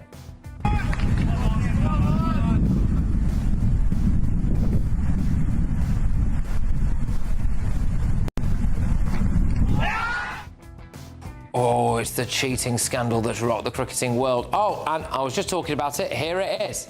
Within around about a week. Give that a second, it's just dragging along. The French opened fire on a shadow minister in the Channel, but meanwhile... the migrant dinghy is in the water. Yes, they were towing illegals over to Britain, and like I said, I'll show you a bit later on that exclusive footage of a new illegal migrant route that has just opened. So get ready, Britain. Here we go.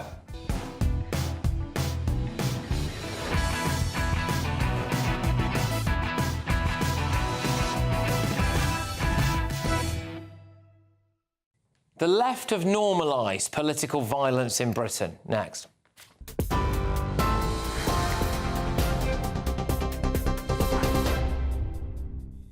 Good evening. It's just gone 10 o'clock. These are your headlines.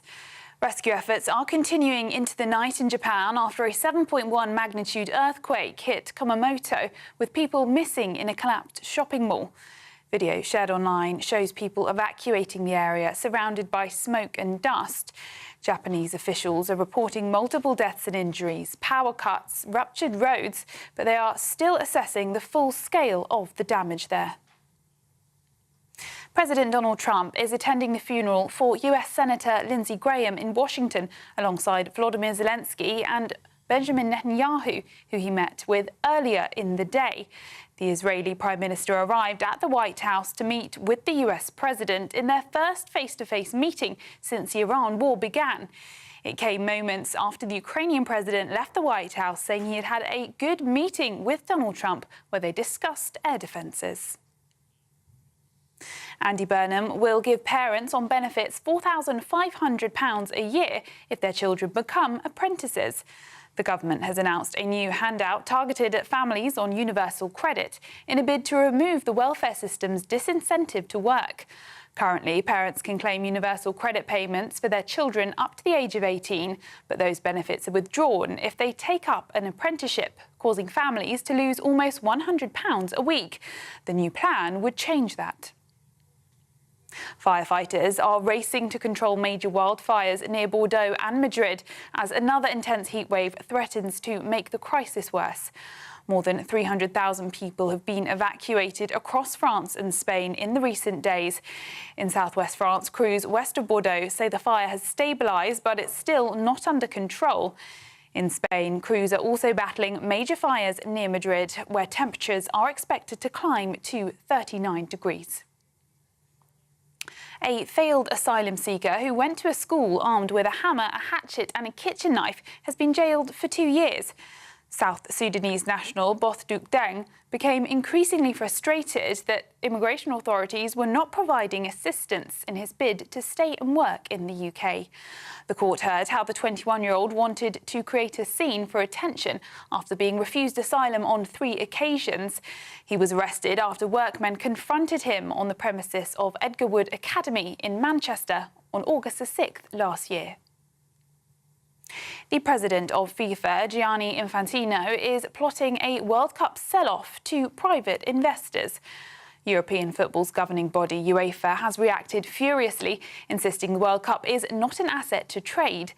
The plan, which was announced 9 days after the World Cup, would result in a group of investors controlling the commercial interests of FIFA's top men's and women's competitions. The Prime Minister, Andy Burnham, has waded in on the row, saying football does not belong to investors and the World Cup was never anyone's to sell. Those are your latest GB News headlines. Now it's back to Patrick. Tune in to GB News Radio wherever you are. Online, on DAB digital radio, on TuneIn, on Radio Player, on Nation Player and on your smart speaker. Just say, play GB News.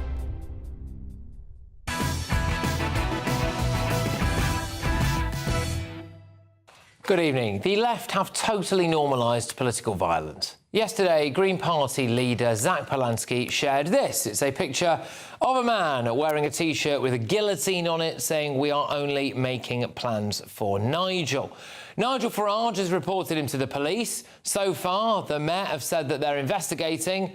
No action has been taken. Well, why not?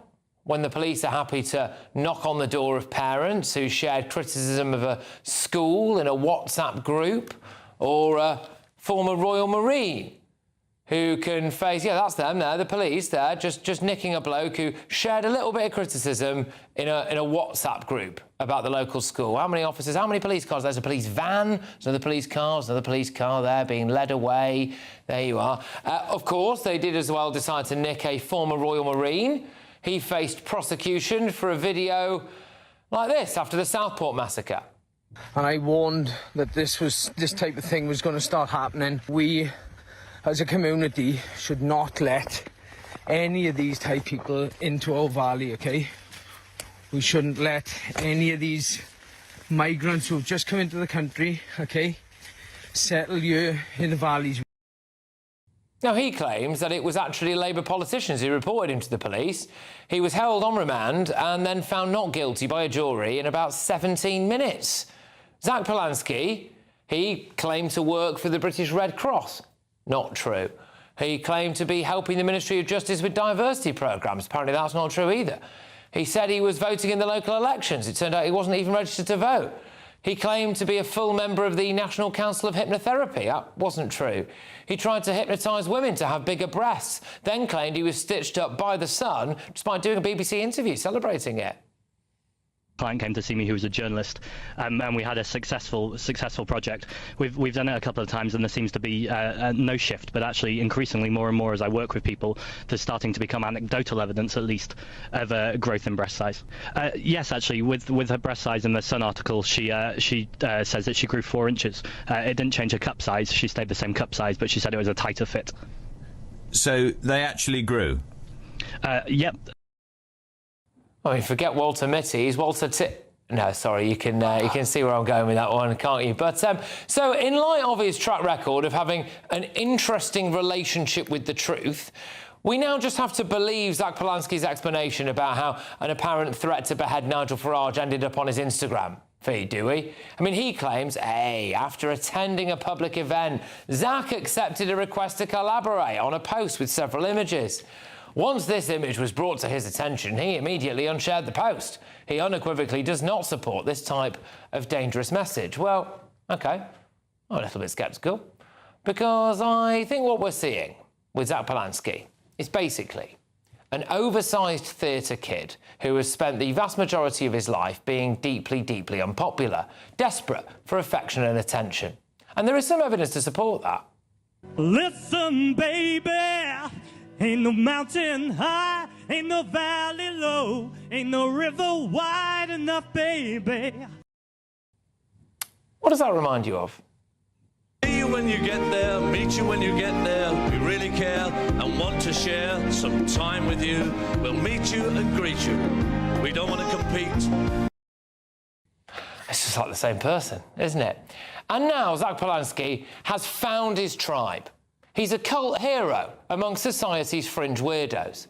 And he's got carried away with it. And it turns out, surprisingly, that some of those fringe weirdos probably think that Nigel Farage deserves to die. There is a real problem with people on the left who just normalise violence, like this. 90% of pigs in the UK are gassed to death, but turfs still exist. Or even this. Prisoners in Great Britain, in the United States, in Europe, Australia, and anywhere. Or people like this.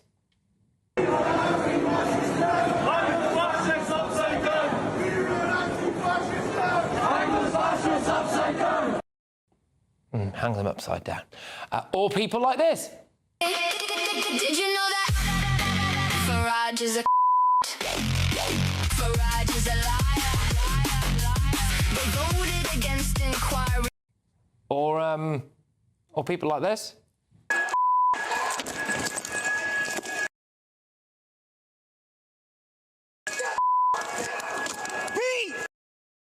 Oh, it's just a police officer being attacked with a sledgehammer there, had a spine broken. And it's not just in Britain, it's abroad as well. YouTuber Wesley Winter had his face smashed in by far-left activists in Paris. Can't even open my eye, look at the state of it. Got hit on the back of the head, I think, as well. Eyes are swollen. Face has been stitched up. Fractured cheekbone or something. And in my view, it's comments a bit like this from Zach Polanski. Nigel Farage, he joined forces with the Swedish Democrats in the European Parliament. This is a far-right Nazi group. He went on to refer to Reform as fascists as well. That emboldens those violent fringe weirdos. Look, I believe in freedom of speech, But I don't make the rules, do I? If we are sending police round to arrest parents for writing a WhatsApp message about their kid's school, or we're trying to prosecute former members of the armed forces for saying that they don't want illegal immigrants in the Welsh valleys, or we are sacking police officers for saying they didn't like taking part in a mandatory diversity programme, then why haven't the police paid Zach Polanski a little visit? Maybe it's because they don't know where he lives. Is it a barge? Is it a multi-million-pound house share? Who knows? Does Zach know? There is a big problem with far-left violence in this country, and the left won't call it out for one of two reasons. Either they don't want to lose votes, or they do actually want people like Nigel Farage dead.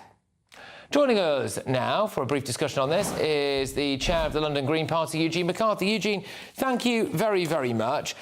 First things first, Zach Polanski's post there. I mean, do you feel as though the police should be paying him a visit or not?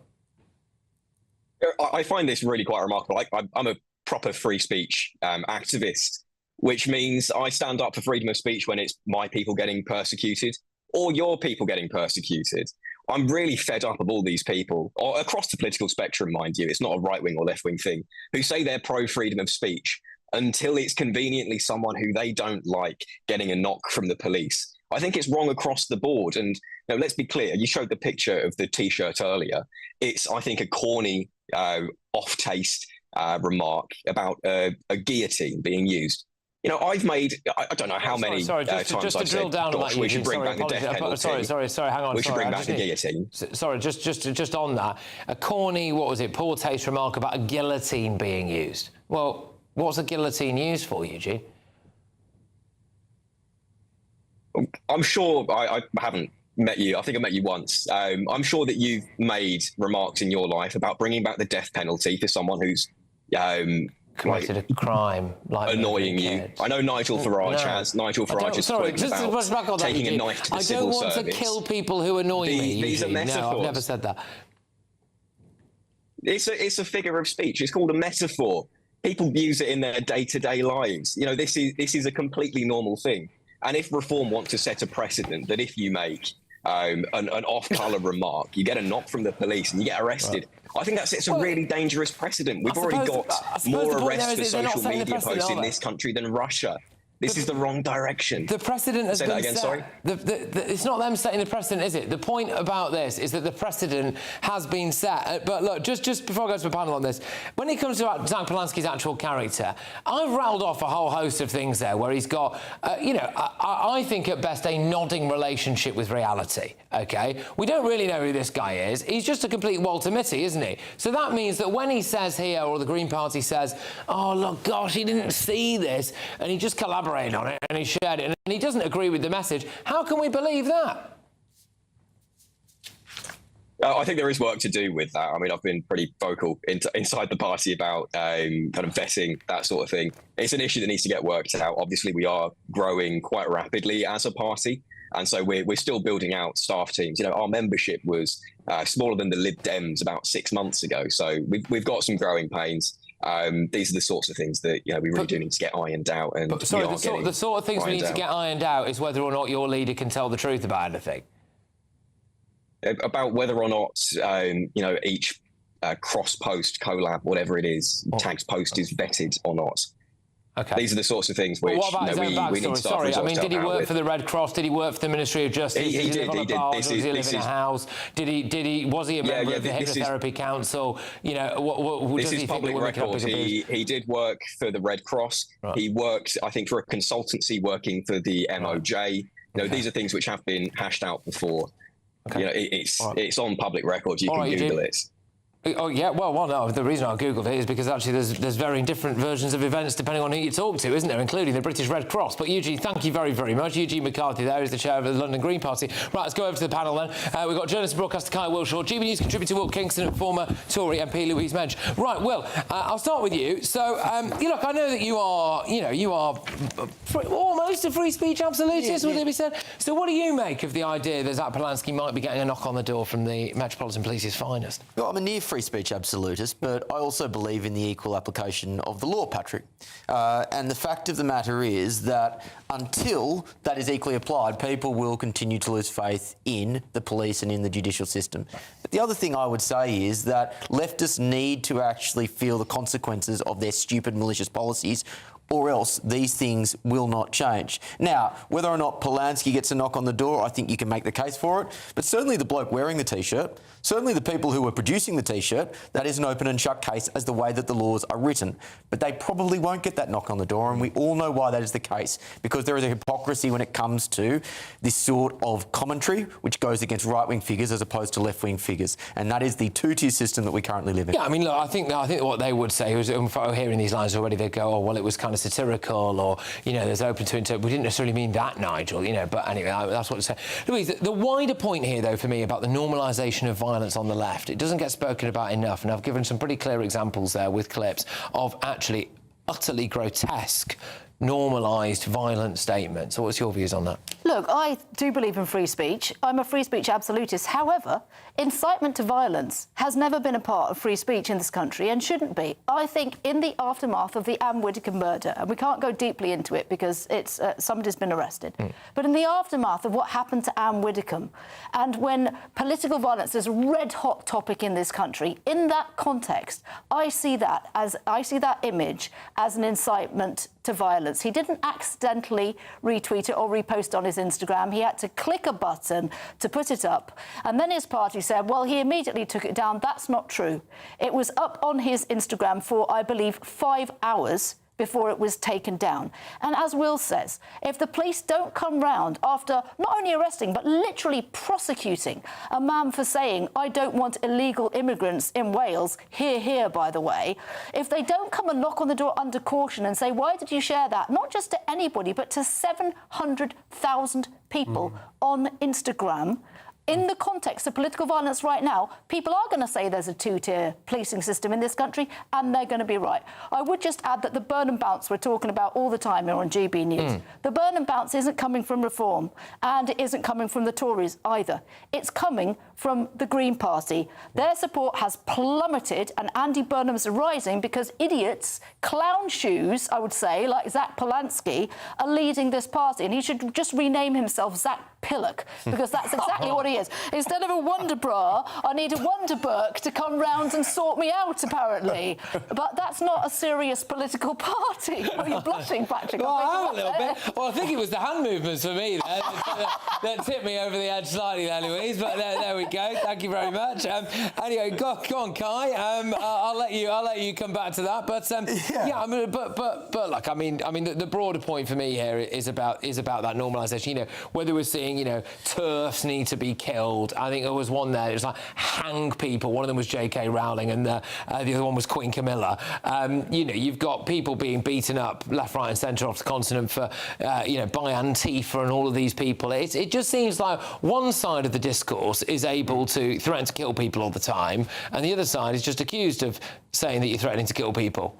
I don't think that's right. We talked a few weeks ago, didn't we, about this? And the reality is, yes, you've got clips there. You could find an equal amount probably of clips from the extreme right. However, where Will is right, where Will and you are right, I'm about to agree on you on something, right? You are right that if a right-wing politician did what Zach Polanski did this week, there would be outrage. I don't know that they'd get a knock from the police, right? But that's where your so-called principles kick in.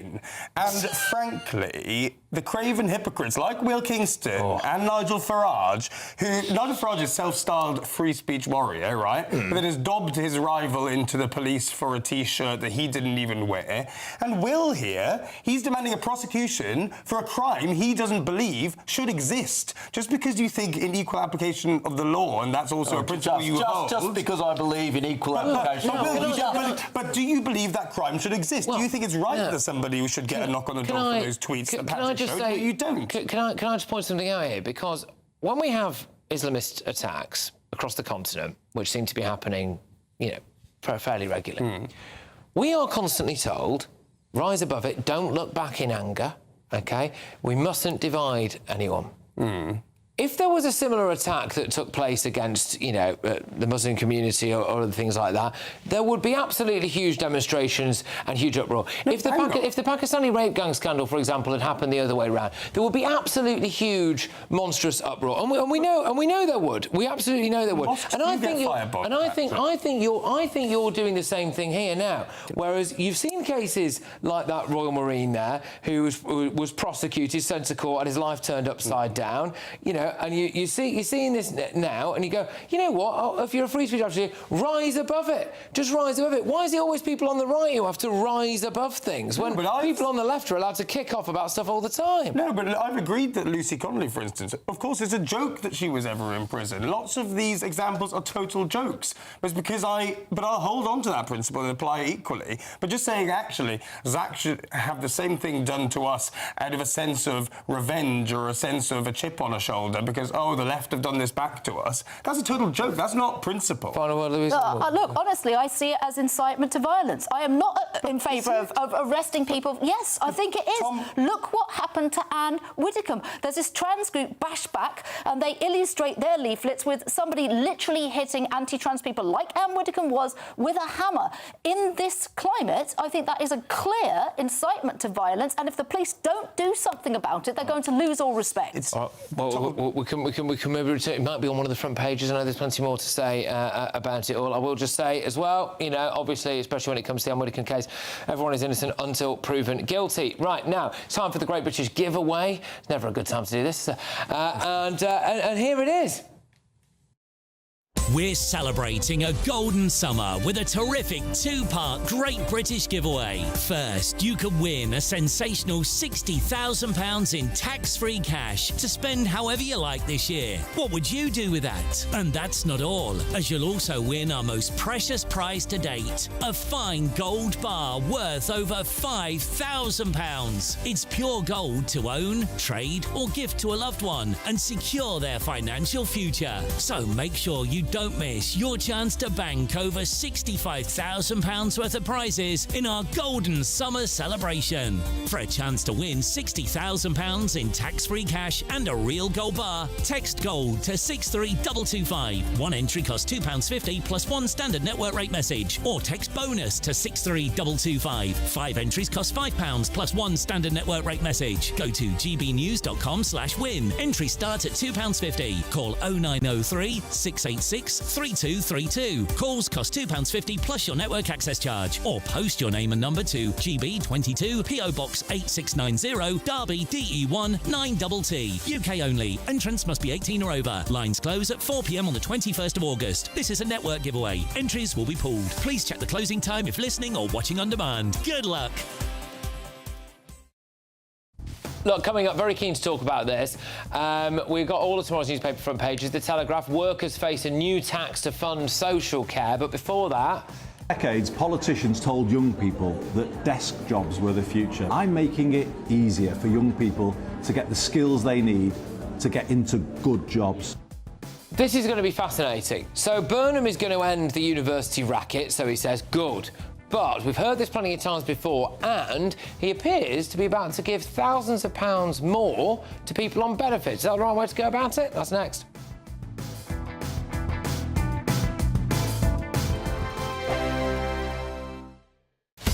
Breaking news, live updates, stories that matter. From the heart of the GB newsroom to every corner of Britain, with our team of dedicated journalists across the UK. GB News bulletins are there to deliver the latest news that matters to you. Bulletins on GB News, the People's Channel, Britain's news channel. Some people enjoy lazy Sunday mornings, but not me. What's the truth of the matter? So that's a very live question. Would you support him if he waters down these plans? Before the spin sets in, I'll be getting to the truth. This is personal. No soft questions, no easy answers. It's one thing if the state has rules in this country. It's another thing whether the police and others actually police them. Setting the agenda and holding those in power to account. You can't really blame her if the system is set up this way. You will not want to miss it, trust me. The Camilla Tominey Show, Sundays from 9:30, only on GB News. Here at GB News, we made a promise to tell your stories. And on the 6th of August, we're marking 5 years of doing exactly that. Celebrate with us by having your say. Join in the debates live on TV and radio. And meeting your favourite presenters across the country, from Leeds to Aberdeen, from Belfast to Barry Island. Plus, join me in Essex for our biggest live show of the year. Scan the QR code or visit gbnews.com/celebrate. Terms and conditions apply.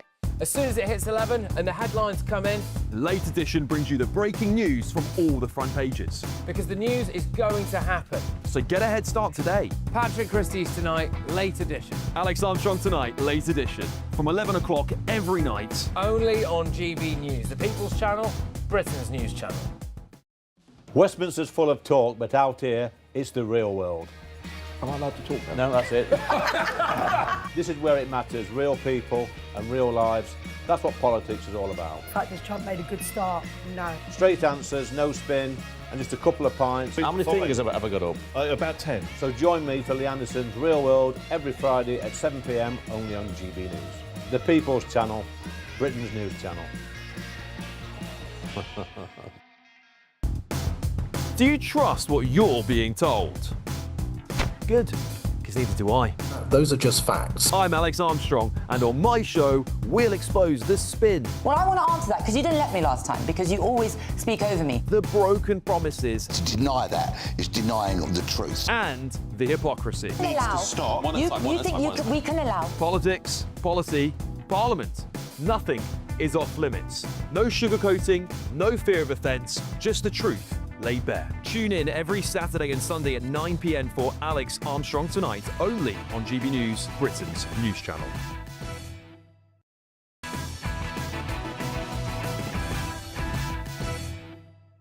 OK, welcome back to Patrick Christys Tonight. Now, just before we get into the next topic, I want to tell you about this. I'm hosting a huge GB News 5th celebration on August the 6th in Essex. It's going to be a brilliant party. Lots of GB News family and presenters will be there. Here are the details about how you can get involved. Here at GB News, we made a promise to tell your stories. And on the 6th of August, we're marking 5 years of doing exactly that. Celebrate with us by having your say. Join in the debates live on TV and radio. And meeting your favourite presenters across the country, from Leeds to Aberdeen, from Belfast to Barry Island. Plus, join me in Essex for our biggest live show of the year. Scan the QR code or visit gbnews.com/celebrate. Terms and conditions apply. OK, right now, big story this. Andy Burnham has unveiled the biggest overhaul of the education system in years. He's pledging to value the hard hat every bit as much as a graduation cap, as he seeks to tackle youth unemployment and reduce the benefits bill.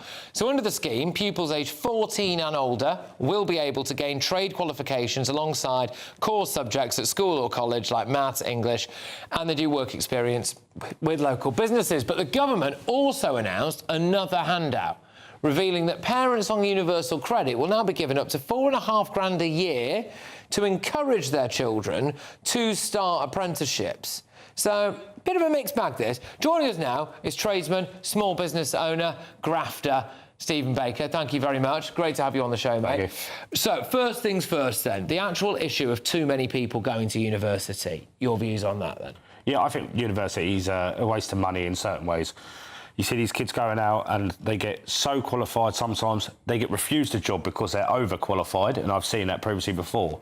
And you get yourself in so much debt when within the trade industry you could do an apprenticeship, earn money at the same time, and learn a qualification that will keep you going for life, if not being able to pass it down to generations through your life. Yeah, and your business is SB Multitrade, Correct, yeah. So do you want to just explain briefly, really, your route from where you started out to where you are today? Yeah, so at a young age, I was a bit feral. Mum kicked me out at a young age, just being a law for my own authority in the politest way of saying it.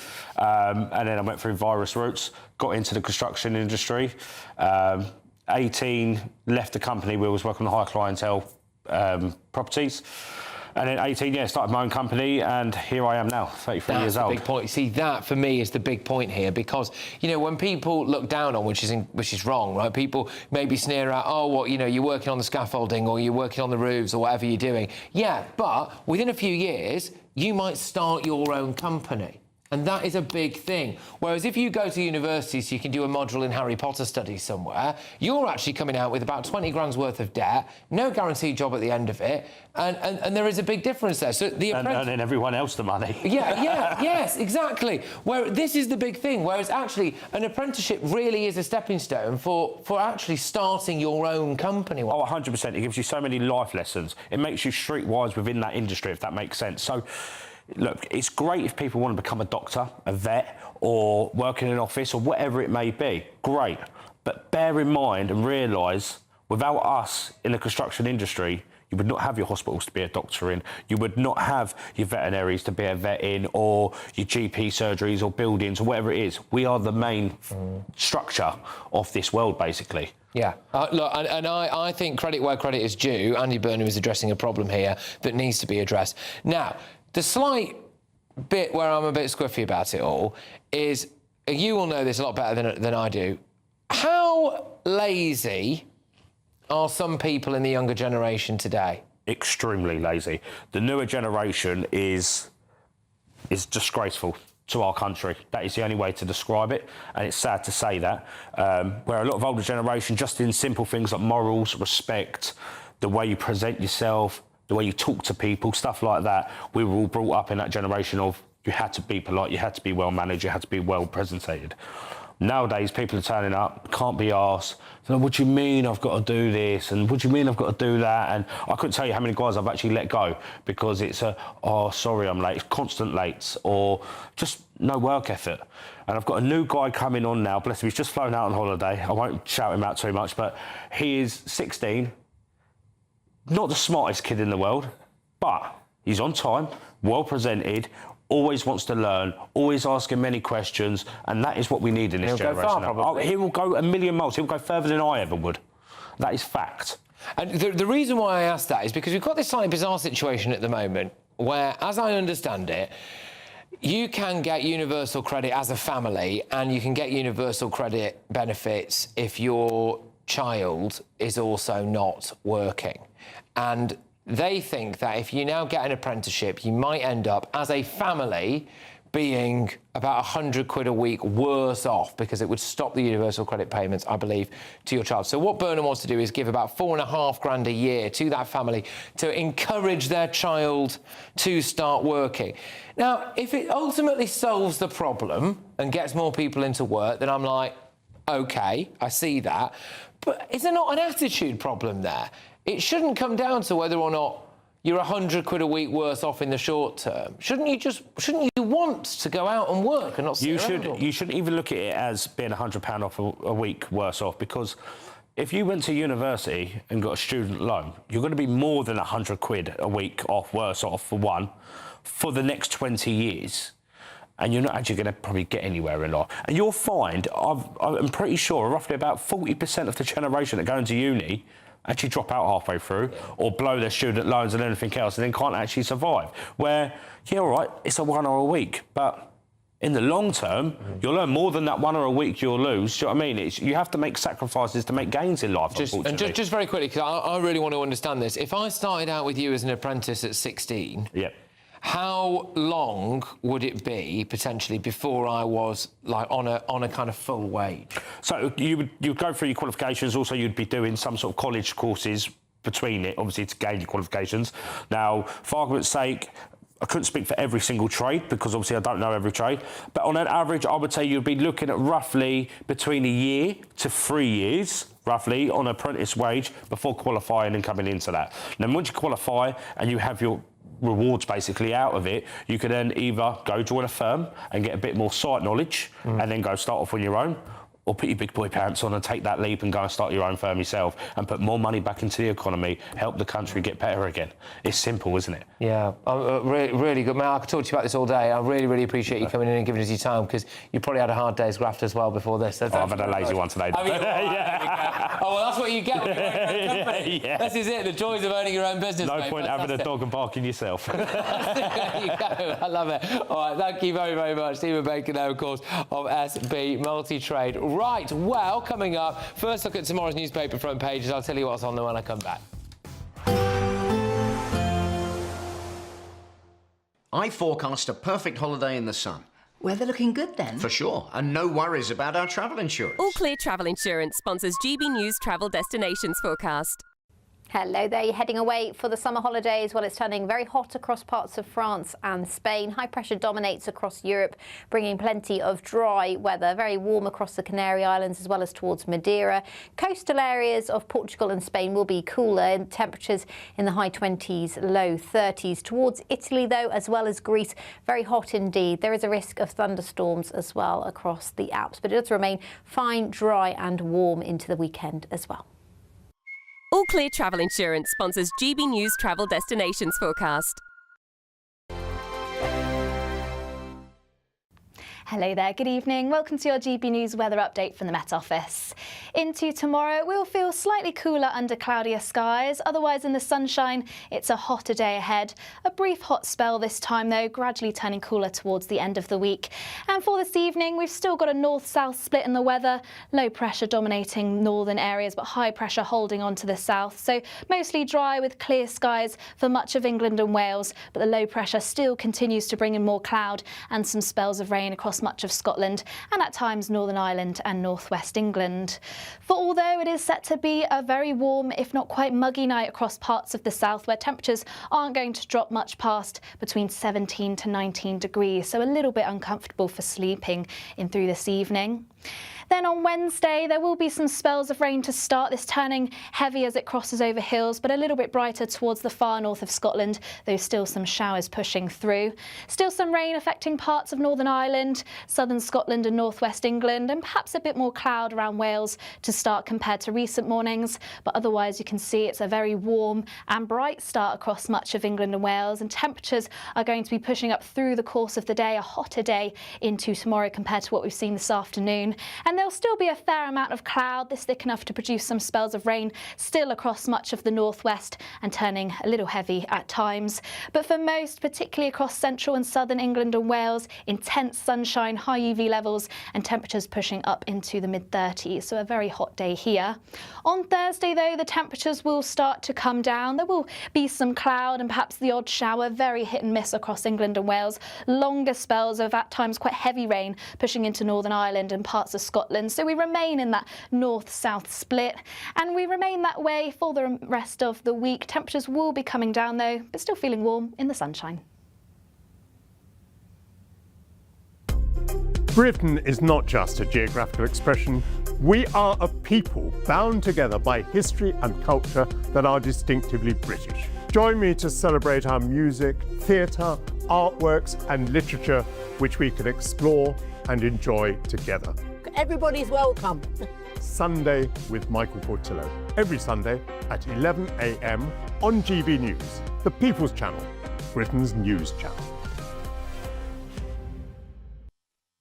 You want to know what's really going on in the corridors of power? Labour don't know what to do with you half the time, and that makes you quite lethal in the chamber. Get behind the headlines with Chopper's Political Podcast. Join me, Christopher Hope, as I sit down with the great and the good of British politics. We'll see where this ruling takes us. These are the stories shaping our nation. Chopper's Political Podcast, available now on all platforms. Listen in and stay ahead.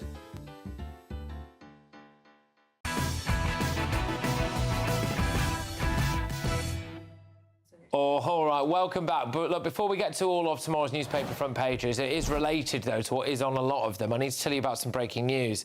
The Prime Minister will invite Conservative leader Kemi Badenoch and Lib Dem leader Ed Davey to Downing Street to begin cross-party talks on social care reform. The government says it's about finally fixing a problem that Westminster has ducked for decades, but Reform UK has slammed the Prime Minister for not including them in the talks. Nigel Farage has described the decision as the uni party in action. And look, on that, let me get you the front pages because it's all over them. The Daily Telegraph, workers face new tax to fund social care. So that looks like how they might be paying for it. The Times, shake-up of social care to lock out private firms. The Guardian, Burnham calls for consensus on urgent fix for social care crisis. The Express, 2 million missing out on the social care they need. So, look, you can see a pattern here on the front pages when it comes to that. Now, Kai, I'm going to go to you first on this. Can you explain exactly what the problems are here with social care and you know, why we need to fix it? Can I? Can you? Not sure I can. As I gather, local authorities are, as we know, local authorities face a hefty bill for paying for social care. It used to be something the central government looked after, and it's one of the reasons councils are going bankrupt. And massive cost, and that's an issue the reform councils have had to face up to, right? When they've taken over local authorities, it's one of the issues that means council taxes are going through the roof. Right. But listen, just go. I'll bring you easy, Nick. Sorry, I threw you under the bus bit there, mate. Apologies about that. Workers face new tax to fund social care is the Telegraph's front page. Health officials draw up plans, you know, for this. I mean, how do we actually solve the social care crisis? And what do you make of Andy Burnham inviting the Lib Dems and the Tories in to talk about it, but not reform? First of all, I think you should be inviting reform. You can't have reform without reform. It's ridiculous. If you really want to have a consensus, you do not exclude the party that is at the moment second place in the polls. And I'll say that as a Tory. I think it's absolutely insane. Bring Nigel Farage in. What is he worried he's going to also have to bring in Count Binface? I don't know. But bring him in. Obviously, if you're serious, bring him in. Secondly, why do we have to have workers being taxed to fund social care reform? All he needs to do is stop paying teenagers to say, we've got ADHD and I'm going straight onto benefits. I've got raging ADHD. It doesn't stop you getting a job. How about cutting some of the ridiculous welfare bill where you can just declare that you're sick and then skive off work for your 20s and instead get those people into apprenticeships, save the money and put it into social care? I totally believe in the welfare state. Most Conservatives absolutely believe in the welfare state, but the welfare state was always supposed to be for people that cannot look after themselves, like, for example, old age pensioners at the end of their lives who need social care and don't want to have to lose the family home to pay for it. You've got to cut the welfare bill to pay for this. There is no other way we can afford it. Yeah, I'll add to that, Patrick. We have medicalised personality problems. We have medicalised going through a bit of a rough trot. We have medicalised things which are not conditions, but now, because we just adore the culture of victimhood, we basically have expanded the ambit of what basically constitutes a medical problem or a psychological problem to be almost anything. And then, in addition to that, you make it so incredibly easy to tick the boxes to get money from the government that it is, you know, almost anyone can do it. Now, that is where you start with this problem. You start with the explosion of PIP payments for ADHD and anxiety and depression. You don't just start by basically making it easier to get money. Just on this, sorry, the Daily Express's front page is quite interesting here because it goes 2 million missing out on social care they need, and they focus more on the elderly. And this is that's kind of what I think of when I think social care. I think about, you know, old age pensioners and people who need either in-home care or they need to actually be in a care facility. 2 million older people are having to live without the help they need due to this crisis-hit social care system, they say. Apparently, the number of over 65s with additional needs has risen by nearly 400,000 in, I think it says here, 3 years, which seems astonishing.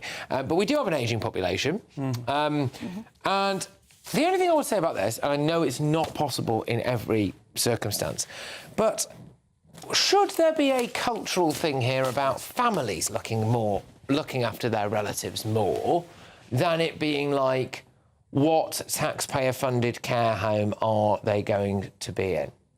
Yes. Yeah. Well, it's interesting. Peter Hitchens was on Trigonometry recently. He said one of the two big problems society has faced in the last decades is that you've replaced the role of family with the role of the state. And you see that across a range of areas. You see that in parenting. You see that in things like online safety laws, where you go, it's no longer your parental responsibility, it's the government's responsibility. I know it's difficult. And you see the same thing by analogy here, and that's just so easy to say, you know what, this is now the government's problem, it's not the role of family. Yeah, but you can't change culture, right? And so I think the... You certainly can. Hold on. Fine. All the time. Fine. You can't change culture overnight, I should say. The point here, I think, is that massive amounts of money is being paid to private care homes through local authorities, and it's leaking into the private sector, who have maybe, Burnham might say, actually having a national scheme that is free at the point of use for some of those costs means that elderly people aren't on the hook and have to pay up front for stuff. Councils aren't on the hook as well. We're paying the grandchildren and not the grandparents, and that's wrong. Should people look after their mum and dad? Yeah, they should. But what about when you've got Alzheimer's?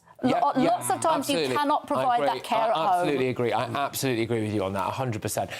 Right, look, now we just need to say this to you. The Clacton by-election will take place on the 13th of August following the resignation of Reform MP Nigel Farage. Here are the candidates. Adam Al-Khatib, the Forward Party, William Stewart James Colston, Social Democratic Party, James Ransley, Consensus Party, Kai Stevens, the British Democrats, John Stevens, Rejoin EU, Nigel Farage, Reform UK, Lawrence Fox, the Reclaim Party, Martin Davies, Freedom Alliance, Real People, Real Alternative, Count Binface Party, Ketan Kumar Pipalia, UK Voice, Safer and Stronger UK. Marcus White, Everyone is God Party. Standing as independent candidates are Rhys Cowan, Andy Earlham, Glenn Charles Cummings, Ati Fard, Tony Francis, Robin Green, Abby Hookway, Stephen Richard Ingram, Amy Morris, Derek Norbert Morris, Michael Noel O'Keefe, Martin O'Brien, Nick Pellas, Daniel Pocock, Jerry Smith, Pamela Walford, Joseph 77, Tony Kane, Woke Trump Kazi, Mark Wilkinson. Standing for the official Monster Raving Loony Party is Baron Von Thunderclap, Howling Lord Hope, Nick the Incredible Flying Brick. Well, I, for one, am very glad we did that. Coming up, more front pages.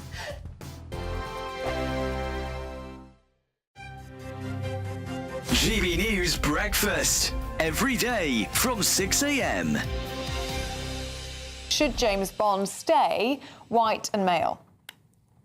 Yes, I think that's probably the best course of action. If you think about it, Amazon have taken over Bond about a year ago, and they're a big company, aren't they? And this is a risk, isn't it? They don't want to be seen to cast their first James Bond in anything other than the most popular Bond to everybody. So if you're a casting director, like Debbie McWilliams has said, the previous one, I suppose it'd be who would be the most popular? What's the safest thing to do? So I think, you know, in other iterations, you know, there's nothing to say it couldn't be anything other than white, but this is the first one back. So I think it will be the safe thing to do. And it has to be a man. That's non-negotiable. I think audiences would instantly be complaining, and they want as little controversy going into this new film as they can. The People's Channel. Martin Daubney, weekdays from 3 p.m.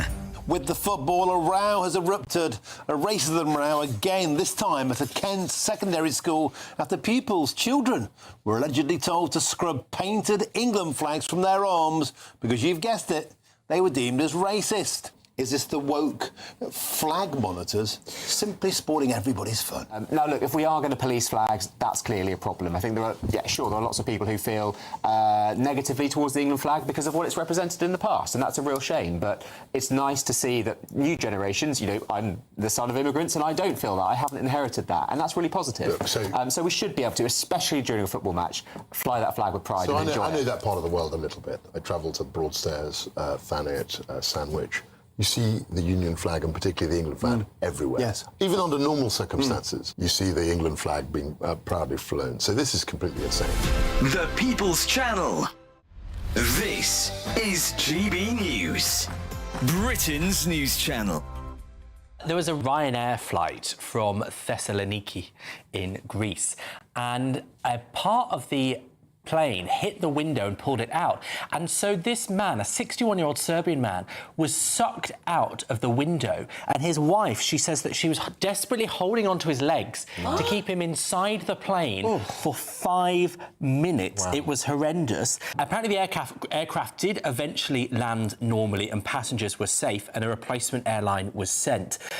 He was taken to hospital with friction burns. It was a part of the propeller had come loose from the engine and it had hit the window, and that's what had taken the window out. So it wasn't as though it was thought to be loose in the first place.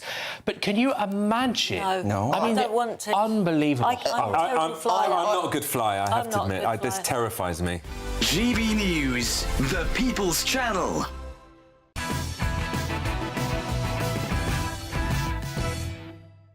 Welcome back. Let me round off quickly tomorrow's newspaper front pages. The Independent, they go for inside frantic fight to save France from the flames. The iPaper, fury over FIFA plan to sell the World Cup. Daily Mail, Burnham benefits bribe for parents of apprentices. So there you go. I just wanted to finish with something a little bit different, actually.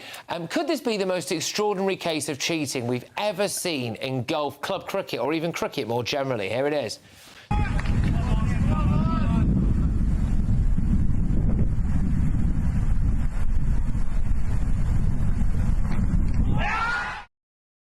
Yes, that was Saltburn Cricket Club's second 11 slip fielder appearing to click his fingers as the ball passes the bat. The click, of course, is meant to imitate the sound of the ball clipping the edge. The wicketkeeper standing up to the stumps catches it, and with the best will in the world, the doddery old umpires that you get at that level usually give them out. But people have been looking into this, and the stats are devastating with how often that seems to have happened and how many catches they've taken that season. And it appears to be an outrageous case of cheating. So let me go to an Australian cricket fan who knows all about cheating. Yes. I thought the sandpaper would be coming here pretty shortly, and I think I will confirm a lot of suspicions. I've got a lot of time for this, Patrick. I know it's a gentleman's game, yada, yada, but, you know, there are different rules in village cricket. I was a former first slip, and I'm disappointed I never thought of this. This is great. I'm all for it. I did see the Australian podcast. What is it called again? The Great Cricketer. The Great Cricketer. Unsurprisingly, Australians are in favour of it. They said, I'm paraphrasing here, but they basically said conning an old age pensioner into giving a decision is what Saturdays are all about. That is the art of village cricket. He should be playing for the Argentine football team. No. You know, it's such a massive cheat. You know, I feel sorry for this bloke. His life's about to fall apart. But you know, cheaters never prosper, I'm afraid. No, but this is it. No, but seriously, the thing is, this is a real annoyance for me. As someone who played a lot of cricket, you sometimes you drive for hours to get to a game, and an umpire turns up with a hearing aid in both ears, and a chubby bloke at first slip clicks his fingers as you play and miss at one, and your day's ruined. And that includes kids, by the way, because at this level there will be 14 and 15-year-olds who are playing adult cricket who get, and it's just, you know, come on, what are we doing here? But I do need to just read this. The North Yorkshire and South Durham League, who have apparently weirdly blocked me on Twitter, which I only found out last night. Weird, I don't know what. The league have received a formal complaint regarding alleged incidents in a Division 2 game on Saturday. A full investigation has been initiated, and until such time as the formal process is, we can't make any further comment. Anyway, look, we'll talk about that in more detail. Thank you to my panel. Thank you to you at home. We'll go into more detail on all your front pages when we come back. Don't go anywhere.